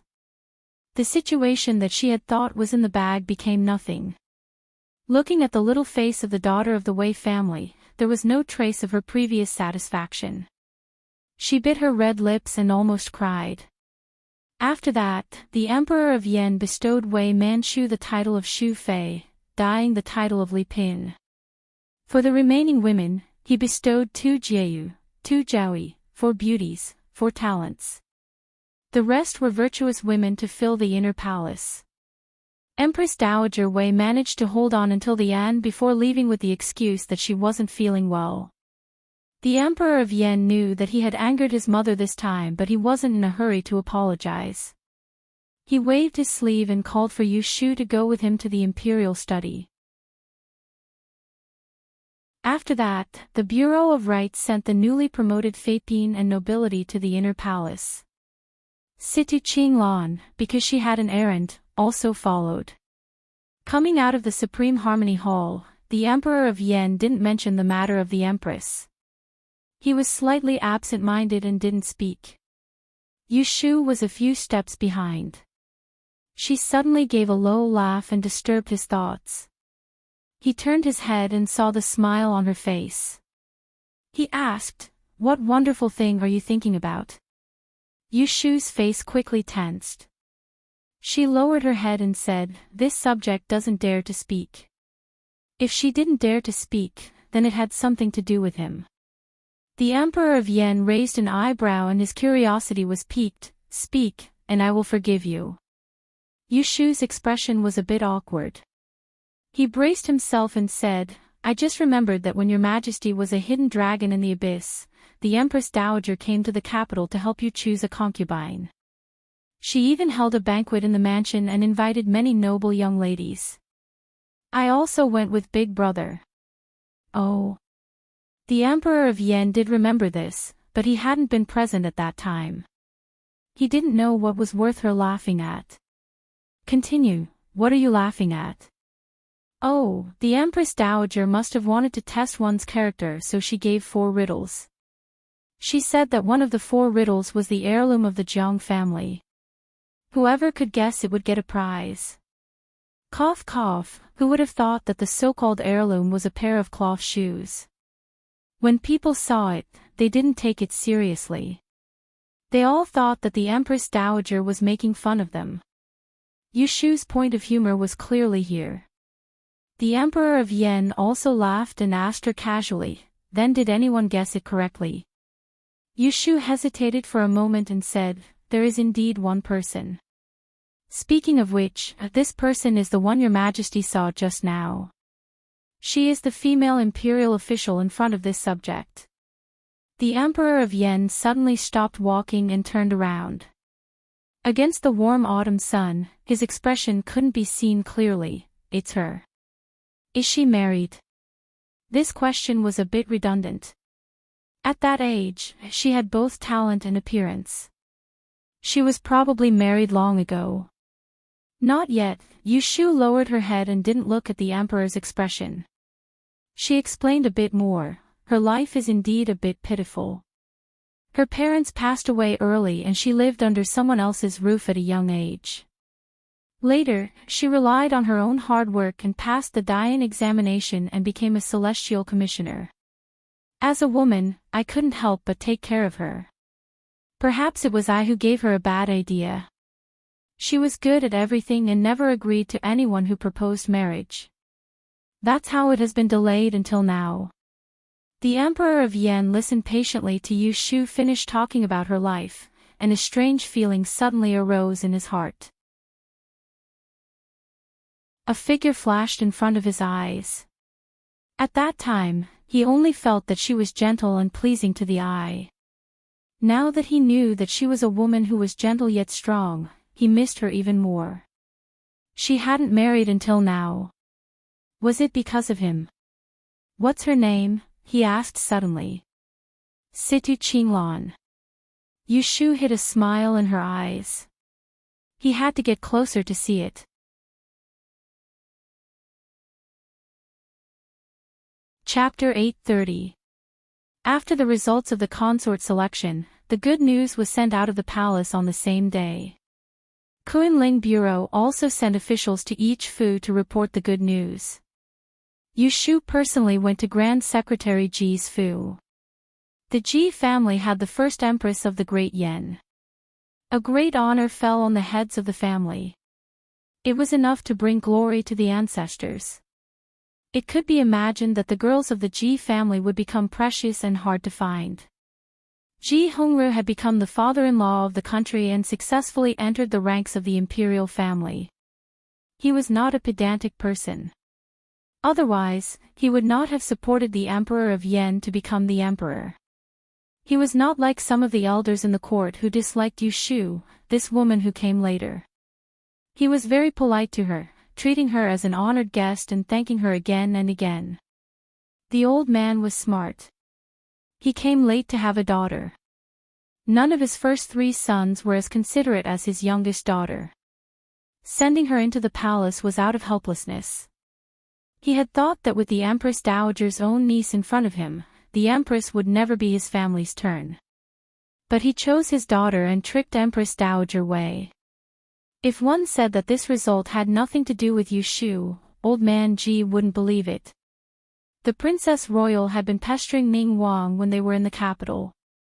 When they reached Jing, Ning Wang and this famous female official of the previous dynasty got along and somehow managed to coax the emperor to grant the marriage. The cooked duck flew away. How could the Empress Dowager and the Princess Royal not hate? The two sides had a grudge. Maybe after a few moves, the position of Empress finally landed in his family. No matter how it came about, Ji Hongru knew he couldn't defend the woman in front of him. The Celestial Commissioner was in her hands and there was also the Kunling Bureau. His youngest daughter had just arrived in the palace and needed to rely on her for many things.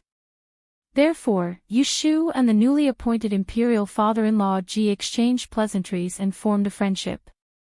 They had a mutual understanding that from now on, their common enemy would be the Empress Dowager in the Hogong. Imperial father-in-law Ji personally saw Yu Shu to the gate. Seeing her get on the sedan, he turned and calmed down. He gathered all the sons and daughters-in-law of the 3 branches to the study and carefully beat them up to prevent any more accidents before the Empress's coronation ceremony. When Yu Shu returned to Taishi Tower, the sun had just set. She wrote a note and asked the black-robed guards to send it to Shui Rui to let him know that the Empress had been decided. The Ji family was very sensible. Ji Hongru's guess was absolutely correct. Half of the reason why Wei family lost the Empress was due to Shui Rui and Yu Shu's efforts. This matter was not difficult to handle. As long as they accurately grasped the emperor's thoughts, Shui Rui's side would inconspicuously throw a tantrum while Yushu's side would restrain the Empress Dowager and secretly build support for the two daughters of Dai family and Ji family, causing the Empress Dowager to feel a sense of crisis and have no choice but to stand up for her maiden daughter. Yet the higher the Empress Dowager Wei raised Miss Wei, the more the emperor disliked her. Even more, the Marquis of Cheng'en, Wei Shihan, wasn't the emperor's Di Jojo. Was there a need to give his family so much face? When the Empress Dowager comes back to herself, she will probably be very angry. Yushu leaned against the chair, one hand propping up her head, the other lightly tapping the white jade table. She hummed, "She is heartless, I am heartless." Empress Dowager Wei didn't come to provoke her and Shui Rui, didn't provoke Shui Rui and the emperor. Who cared if the daughter of the Wei family became the empress? She and Shui Rui weren't useless. Situ Nuyu is here. A report came from outside the tower. Let her in. Yushu put away her lazy attitude and sat up straight to see the person come in. Situ Qinglan had been running around the palace for a whole day and was exhausted. She forced herself to come back to report. Grand Secretary, the consorts of the palaces have already been settled in. Empress Ji will temporarily live in Phoenix Perching Palace before the conferment ceremony. Consort Wei Shu was originally arranged to live in Yongla Palace, but the Empress Dowager later issued an edict and changed it to Zhongzui Palace. Pinli was granted to live in Shixia Palace, and the two Jiayu and the two Jiaoyi are temporarily living in a side hall. The rest are scattered. When Yushu learned of the Empress Dowager's interference, she said without hesitation, the two honored consorts Shu of the previous dynasty didn't have a good ending in Yongla Palace. The Empress Dowager is afraid that consort Wei Shu will also be unlucky, so she moved to Zhongzui Palace, a place with good feng shui. Does she want our dynasty to have an Empress Dowager Shui? Hee hee. Situ Qinglan kept her head low and didn't reveal any strange expression when Yushu used Empress Dowager Shui to mock the harem. Empress Dowager Shui of the previous dynasty was Emperor Chongzhen's birth mother. She clearly had the empress above her, but she flourished because of the late emperor's favor. Zhongzui Palace was her residence. The empress had no children, so she relied on her son to survive until the end and earned the honor of being a mother Empress Dowager. She could be considered a role model for the women in the harem. Once the conferment ceremony is over, the Earth Feather Bureau will have to make preparations. Yushu was referring to the establishment of the Book of Earth. Situ Qinglan hesitated. The Book of Earth is an old system of the previous dynasty. The Empress Dowager is in charge of the harem now. She hasn't mentioned this matter, so I'm afraid she won't be willing to continue using it. Also, His Majesty might not be happy. Commissioner Celestial Commissioner, you can make arrangements for him on your own. Yushu nodded. You're right, but the Book of Earth can't be removed. Otherwise, where will the Earth Feather Bureau get its authority? Therefore, we have to amend the old system and allow it to continue according to our emperor's temperament. What do you mean? In the previous dynasty, the emperor had to follow the schedule on the Book of Earth to visit the Fapine of the palaces. We can change it. The Book of Earth won't record which Fapine's turn will be favored, only which Fapines are not suitable to be favored. The rest will be up to the emperor to do as he pleases. Relaxing the restrictions didn't mean there were no restrictions. Removing the restrictions on the emperor and shifting it to the Fapine, it would preserve the authority of the Earth Feather Bureau and wouldn't annoy the emperor. Taishu is wise and has deep foresight. Situ Qinglan asked in a low voice, if the Empress Dowager comes out to obstruct it, what will happen? Yushu smiled carelessly and said meaningfully, is there only the Empress Dowager in the Hogong? Where do you put the Empress? The one who should support the use of the Book of Earth the most was undoubtedly the Empress. And if Empress Ji wanted to sit firmly in the position of Empress, she couldn't do it without the help of the Earth Feather Bureau. This was called mutual benefit. It was more useful than any kind of face or favor. Situ Qinglan admired inside. Taishu's manipulation of power had reached the point of perfection. Empress Dowager Wei had really lifted a rock to smash her own feet by provoking this one. Since we've finished talking about official matters, let's talk about private matters. Yu Shu stood and walked down the steps to the tea table by the window. Pointing at the yellow rosewood chair opposite her, she called for her to sit down and talk. In the early years, I couldn't attend to you, so I didn't ask. Now that it's peaceful, I have to ask you, what are you going to do with your marriage? Are you going to continue to wait for your marriage or find someone of equal status to marry? You can't just wait like this. Look at how hard it was for her to be the superior. She had to worry about the marriage of her subordinate. Situ Qinglan hadn't expected her to suddenly mention this, and it was after the selection of the Hogong's concubines. How could she not feel guilty? She opened her mouth and said timidly, I haven't thought about it yet. Yu Shu poured a cup of tea to moisten her throat before saying, then think about it now. I'll give you some advice. Situ Qinglan was silent. Others didn't know, but how could she not know? Taishu's great Dongming art was profound. It was useless to lie in front of her. She probably saw through her thoughts already. Qinglan, Yu Shu called her by her maiden name. Her tone was much warmer than when they were talking about official matters. When a woman reaches an age but refuses to marry, it's either that she hasn't met someone she likes or that she already has someone in her heart. Which one are you? Situ Qinglan lightly bit her lower lip. She lowered her head to look at her fingers on her knees. She paused for a moment before replying in a small voice, this subordinate already has someone in my heart, but I'm not worthy of him. I don't dare to have wishful thinking. Then don't think about it anymore. I urge you to give up on it as soon as possible. Situ Qinglan looked up at her blankly. Yu Shu said seriously, what? Do you think I will encourage you to be so infatuated? Don't be silly. Even you say that you are not worthy of him. It's obvious that you also know that this is not a good marriage. You don't dare to fight for it and you don't want to let it go. In the end, you will be the one wasting your time. It's better to let it go as soon as possible. What do you think? Situ Qinglan was struggling in her heart. She knew what the Taishu said was right. But it was not easy to make her give up completely. If she could give up, she would have done so long ago. Before entering the palace, she also thought about ending it. However, when she saw that person with her own eyes, her idea of giving up turned into unwillingness. She couldn't deceive herself. She had always been clear about what she wanted. Yu Shu didn't urge her to make a decision. Instead, she waited patiently for her to make a choice. The road was dead, but people were alive. Whether or not they could walk out of it depended on themselves.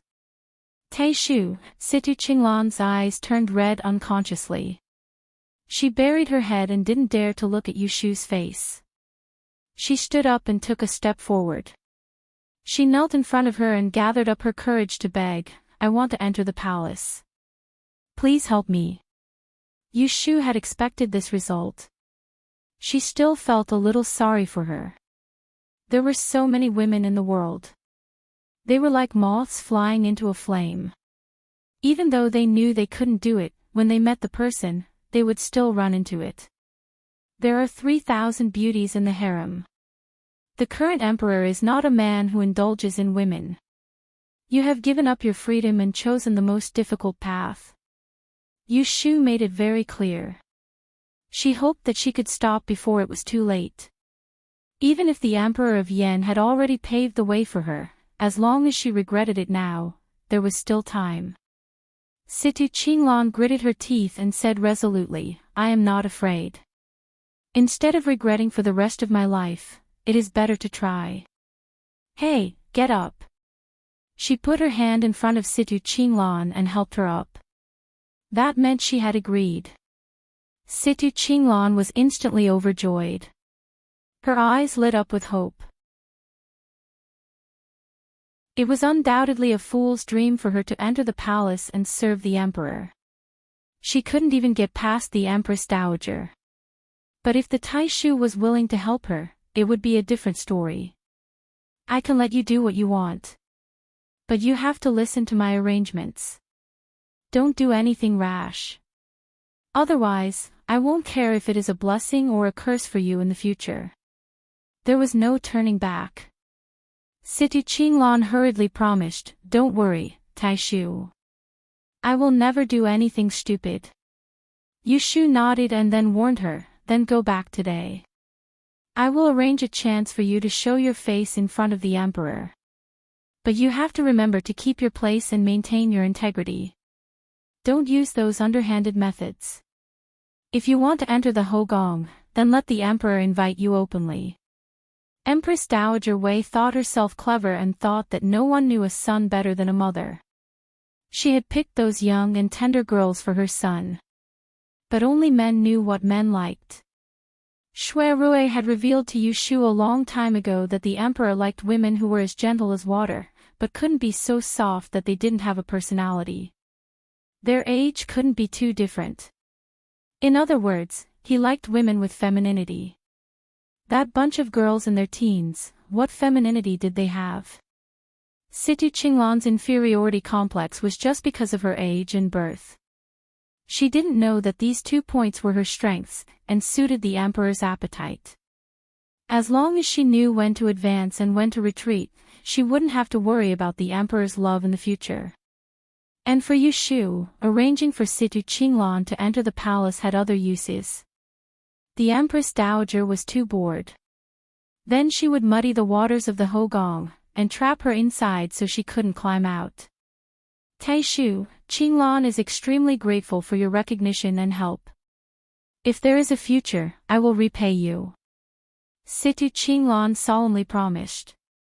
Yushu smiled. She didn't believe in revenge. People would change. She didn't expect Situ Qinglan to be so humble and obedient to her like now.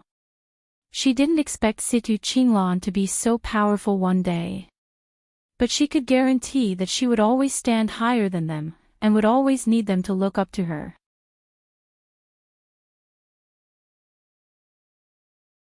Chapter 831. After the Great Yan established the capital of Tianjing, the situation in the court became more and more stable. However, with the Yangtze River as the boundary, the south showed signs of chaos. 4 months ago, on the eve of the fall of the Yan dynasty, the 2 Empress Dowagers and Empress Xiaojiang took the young Crown Prince Luing to the palace in Luoyang to seek refuge. In the 8th month of the same year, the 6-year-old Luing was crowned emperor in Luoyang. The neighboring counties all responded, while Emperor Chongzhen, who was trapped in Tianjing, was unknowingly abdicated. The next month, the army sent by Emperor Yan arrived at Luoyang. It took them 3 days to break through the city. The 2 Empress Dowagers and Empress Xiaojiang once again took the young emperor and fled for Fujian.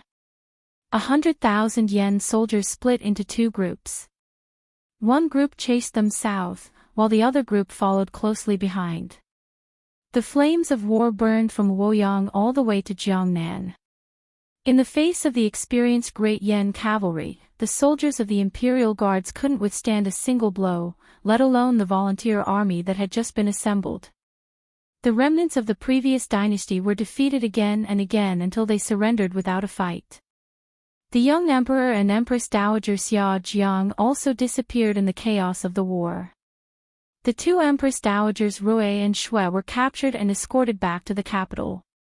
At the end of the 10th month, Emperor Yan conferred the title of Empress to the world.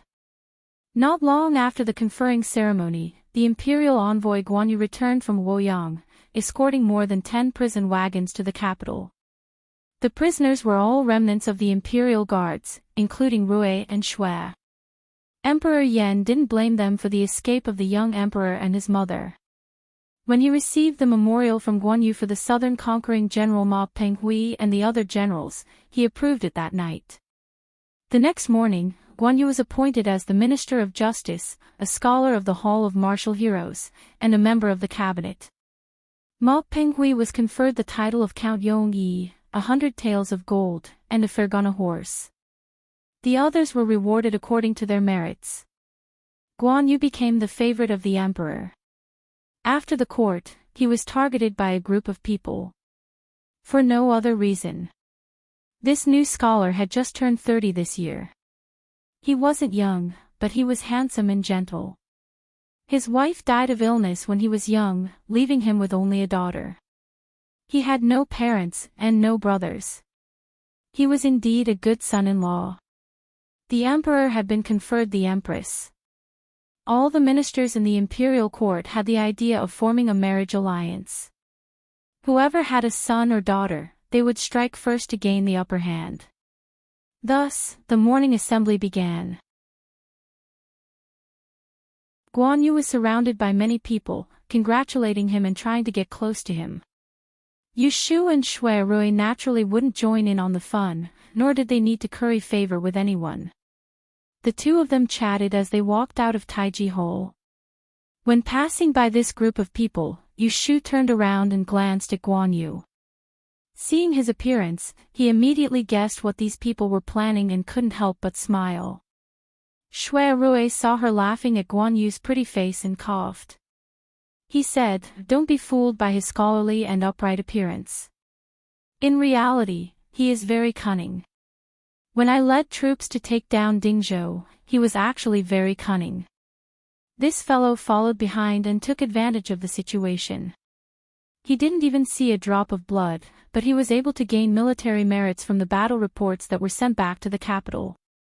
This time, he had also used flowery words to coax the emperor into sending him south as an imperial envoy. Following behind Ma Penghui to steal merits, he actually managed to sneak into the cabinet." Hearing this, Yu Shu knew there was an exaggeration in his words. If Guan Yu was really so unbearable, he would have taken action long ago to get rid of him. How could he allow someone to curry favor in front of the Yan Emperor? She didn't expose Shui Rui. Instead, she said, "This person has the looks of a peach blossom. Before long, trouble will come knocking on his door. Just wait and see." Shui Rui was amused. Only now did he know that her smile just now was a sign of schadenfreude and nothing else. The two of them chatted and laughed as they left the palace doors. Shui Rui could ride a sedan chair in the palace, but he was more willing to accompany her a bit longer. How could he not treasure the day and night companionship he had obtained after so much hardship? Today, Shui Rui had asked her to go out for a stroll in the afternoon. He didn't say where. He only told her to dress more comfortably and that he would go pick her up. Speaking of which, although they were engaged, one was busy writing books and the other was busy reorganizing the Celestial Commissioner. They didn't even have the time to date. When Yu Shu returned home, she first had someone prepare hot water. After eating a bowl of nourishing yulu soup, she went to take a bath. She only needed to sit in the bathtub and there would be servants to wash her hair, wipe her back, and massage her hands and feet. At this time of year, there was a fire dragon burning on the ground, so she didn't feel cold. In the early years, she wasn't used to having people serve her.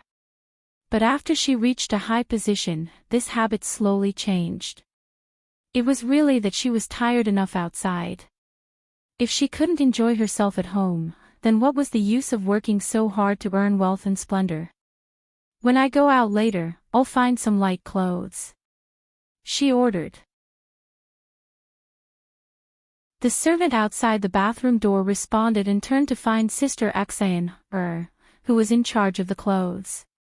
When Yu Shu came out of the bath, she put on a woolen coat and returned to the bedroom through the small door. Xan had already tidied up the new clothes for this season. Even the boots and accessories were matched and placed in front of her. Yu Shu was not afraid of the cold this winter. It had snowed lightly the day before yesterday, and the sun had risen in the past 2 days. Yu Shu could withstand the cold but not the heat, so she asked the maidservants to put away her long fur coat and cloak. She picked out a set of green embroidered cotton linings with dark jade-colored flowers. The sleeves were trimmed with a black fox fur coat, and the cuffs were lined with a jade-green pleated long skirt. The skirt reached her heels, and revealed a pair of thick black gold boots. She hung a string of crystal tassels around her waist, and that was it. After smoking and drying her hair, she sat in front of the makeup mirror to do her makeup. She tied her hair into a peach bun and wore a popular sable hairpin flower with 2 agate hairpins. Her skin was white and didn't need to be powdered. She used a thin layer of rouge to dye her cheeks and a little bit on her lips. The most amazing thing was that pair of willow-shaped eyebrows that didn't need to be decorated. The center of her eyebrows was decorated with gold foil. When she looked in the mirror, she was a beautiful woman with skin of ice and bones of jade. She didn't dare to say anything else. "Miss, your eyebrows are so beautiful.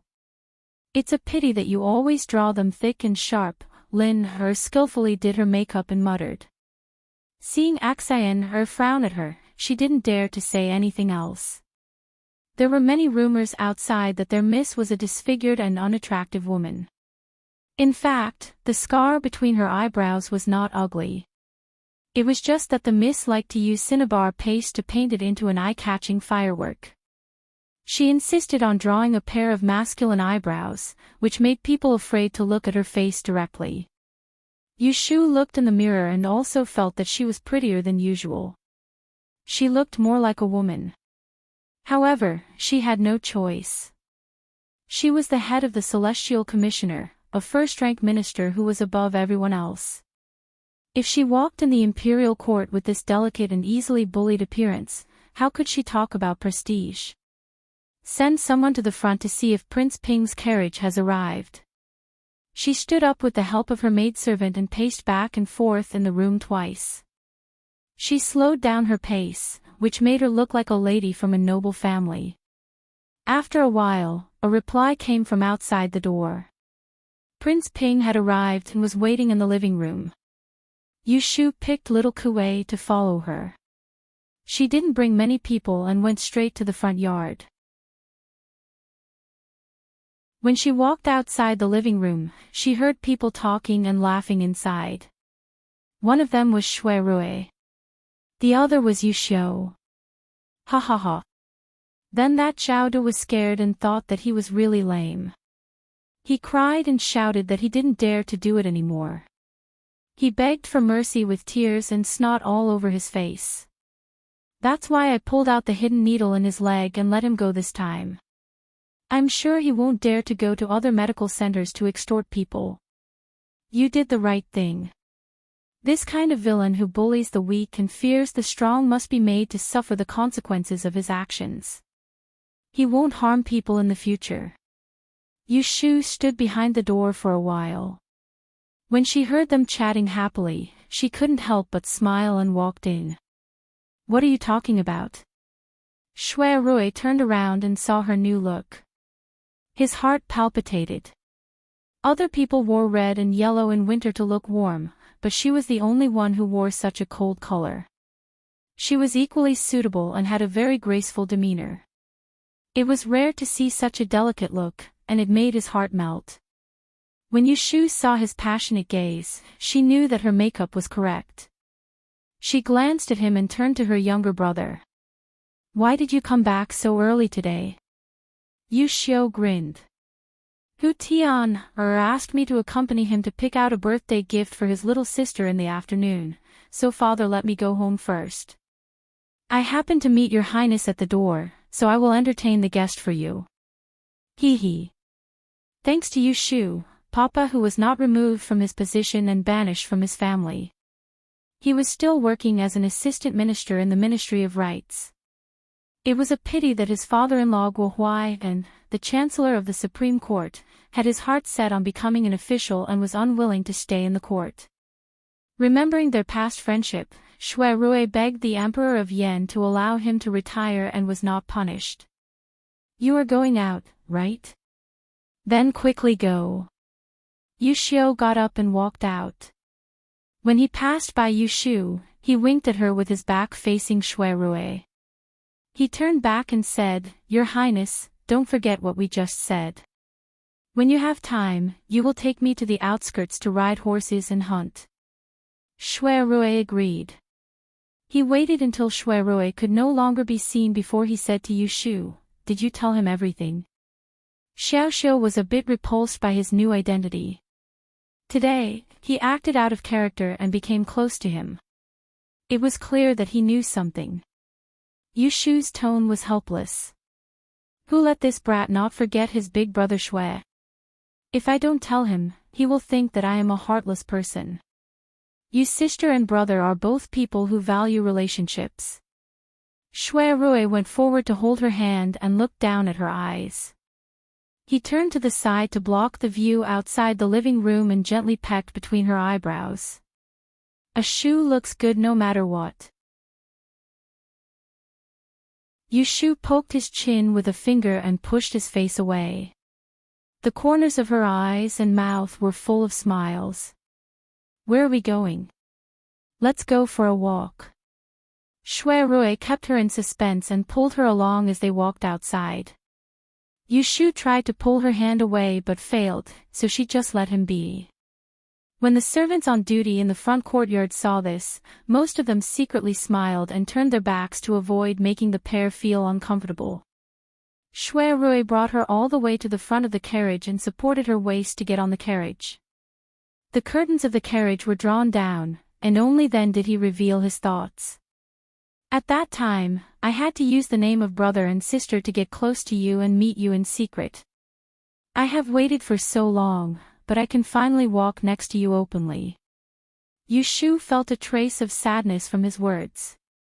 She held his arm and leaned on his shoulder. She softly responded, "I have also been looking forward to this day."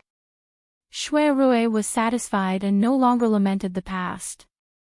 He turned to talk about marriage with her. Our wedding date is set for the 12th month. In another half a month, the Wang Fu will be ready and the Ministry of Rites will send the betrothal gifts. That is the grace of the Emperor. Because the national treasury is empty, it won't be too rich. Don't feel wronged, I will give you another one later. Yushu heard this and raised her head, reminding him, "Didn't you give me your share a long time ago?" When they parted 5 years ago, he had solemnly given her all of his wealth as a betrothal gift. Wang Ji Lu was his blood, sweat, and tears. That 50,000 taels of gold was his wealth. He could give everything for her, she didn't have to feel wronged. The two of them sat in the carriage, going from the north of the city to the south, stopping and walking along the way. Shui Rui said that he would take her out for a stroll, but it wasn't aimlessly, but to revisit old places. First, they went to Audiobooks Square, the street where they reunited after they parted in Yiyang. You had a fortune-telling stall outside this tea house, do you still remember? Shui Rui sat in the carriage, pointing at the old tea house across the street. Of course I remember, Yushu thought of it, angry and amused. That day I was humiliated, you saw it all, and you pretended not to know me. Really hateful. Shui Rui shook his head. He pointed at a seat at the bottom of the tea house and told her, "Then you definitely don't know about it. Because I saw you being bullied, I investigated the gangs that collect rent on this street and dug out their backer. I taught them a good lesson and helped you vent your anger." Ah. Yushu hadn't heard him mention it. Shui Rui let the coachman continue to go south. Soon, they arrived at another place that Yushu was familiar with. There was an alley on Huixing Street, and there was a small courtyard in the alley, which was the first place she settled in the capital. At that time, Shi Xiaoxiu, Jing Qin, and she lived together. And Xia Jiangmin lived under the same roof. The carriage stopped by the roadside, and Shui Rui and she got out of the carriage and walked forward. There were ordinary people living nearby, and suddenly they saw a man and a woman dressed in brocade clothes appear at the intersection. They all looked at them. Shui Rui and Yushu didn't care about the eyes of others, and walked past the crowded places. When they were about to reach the entrance of the alley, Shui Rui suddenly stopped, and Yushu walked past him 2 steps, looking back at him. "What's wrong?" Shui Rui faintly said, "You must not know, during the time you lived here, every time I sent you to the entrance of the alley, I would see you disappear. I had to see you disappear before I was willing to leave. I always hoped that you would look back at me." At that time, her heart belonged to someone else. She avoided him, and if it wasn't for his perseverance, how could she wait for her to look back? Yushu was stunned, and from his short words, she could feel his disappointment and loneliness that day. Her heart trembled, and she blurted out to him, "Isn't it simple? Just stand there and don't move." As she spoke, she retreated. She turned her back and took a step forward, then turned her head to look at him. Then, she turned her back and took another step forward, then turned her head to look at him. She continued like this until his face was full of smiles, so bright that it was not even as bright as the setting sun. After leaving Huixing Street, Shui Rui took her to the old residence where the siblings and Zhao Hui's family lived in the south of the city. They went to the Cheongyu building of the Twin Sons Association on the Spring Lawn River. They went to the Jade Lion Lake, where they went boating in the summer. Of course, there was also the Wangji building, where they pledged their love. Every time they went to a place, he could tell her something she didn't know, which made her feel moved and distressed. She was waiting for him, and more for his sincerity. When night fell, the carriage stopped in front of the Dingbo Hall. After dark, the temperature suddenly dropped. Shui Rui tied a cloak for her to keep out the cold, and led her into the inner courtyard. Zhongbo was waiting for them to come back. When he saw Yushu, he bowed and greeted, "I haven't seen you for a long time, how are you?" Yushu nodded to him, and said in a pleasant tone, "Zhongbo has worked hard to take care of Wang Ye these days." Zhongbo smiled, "It's not hard, it's this old servant's duty. The garden is ready with food and wine, Wang Ye and Miss, please go." Looking at their figures walking hand in hand, he looked very gratified. He could watch the eldest young master start a family in place of the dead master, which could be considered as repaying the kindness. The garden of the Dingbo Hall was different. There was a natural lake here, and the lake was very deep. On the lake, there was a stone bridge that was more than 30 feet long. Because the bridge was engraved with hundreds of birds flying, every night, the quiet lake would reflect the bright starry sky. The whole bridge was like it was built on the Milky Way, so it was jokingly called the Magpie Bridge. Unfortunately, there were few stars tonight, and there were no lights on the bridge. The lake was dark, so they couldn't see the beautiful scenery of the Magpie Bridge flying in the sky. In the waterside pavilion by the lake, there was a table of exquisite food and wine. There was a fire in the 4 corners to warm them, and 2 bamboo curtains hung down, blocking the east wind, so people didn't feel cold at all. With the silver moon accompanying it, it added a lot of interest. "I propose a toast to my eldest brother. I wish you good health and success in your dreams." Yushu filled the cup and offered it to Shui Rui. Shui Rui held her wrist, but didn't take the cup. His eyes flickered, and he said embarrassedly, "Although I like to hear you call me eldest brother, it's not intimate enough, and it'll be even more inappropriate when we're husband and wife. Can you change the way you address me?" Yushu was deeply in love with him, so she went along with him. "Then what should I call you?" Shui Rui pretended to raise his head in thought for a while, then he said in distress, "Now that I've changed my name, it's not appropriate for you to call me Qingbi. Then should I call you by your current name?" "Shining." Shui Rui shook his head, "This is the name my birth mother gave me, so I can't help but feel sad. I don't want you to call me by this name. Why don't you give me another courtesy name?" "How can I do that?" Yushu didn't know whether to laugh or cry when she heard his nonsensical words. Isn't this nonsense? Courtesy names are bestowed by elders. How can you just randomly give it to someone else? Unexpectedly, Shui Rui was serious. His expression didn't look like he was joking at all. "My name is nothing more than a title to me, and it gives me no sense of belonging. You're the closest person to me in this world. You know my background, understand my past, and will accompany me for the rest of my life. I hope to have a mark with a different meaning, to be branded on my body, so that I'll never forget who I am no matter what. Ah, Shu, can you give it to me? Shu was silent for a long time. She freed a hand and dipped it into the wine in the cup, writing stroke by stroke on the table in front of him. She joked, "You know that I haven't read much, and that I'm a commoner who can't even read a few words, yet you insist on making things difficult for me. Since you've given it to me, you can't change it even if you don't like it." Shui Rui stared unblinkingly at her fingertips as she wrote a word neatly on the table.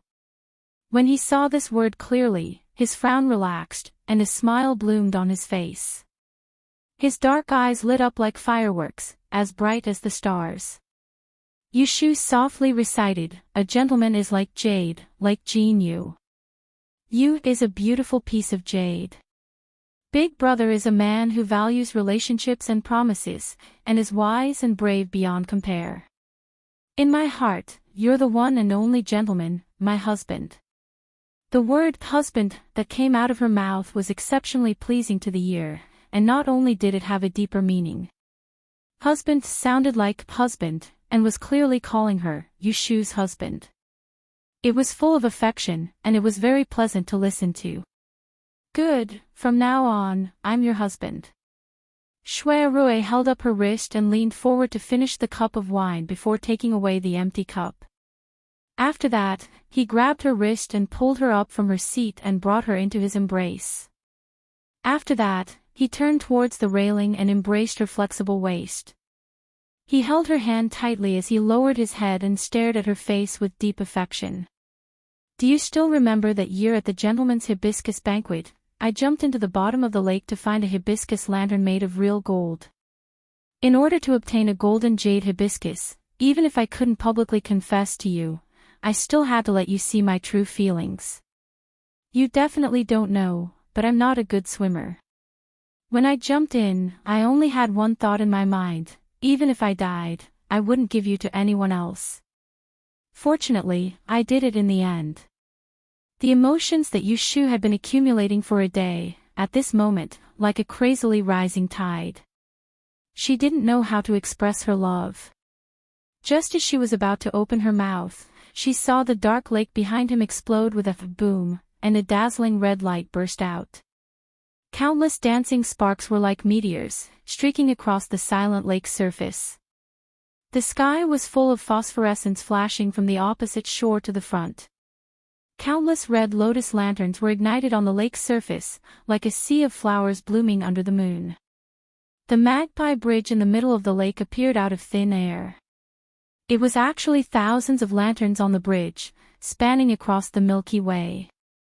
The scene was so beautiful that she couldn't bear to blink, and then he stole her lines: "Life and death are separated, and we have a promise. I only wish to hold your hand and grow old with you. Husband." To be continued. You're tuning into the LoveLore Library YouTube channel. We're so grateful for your support, and don't forget to subscribe to join us on this incredible journey through captivating stories. Your generosity through donations truly makes a world of difference, as it's the primary source of revenue that allows me to expand and enhance this channel for you. Thank you from the bottom of my heart for being a part of this adventure.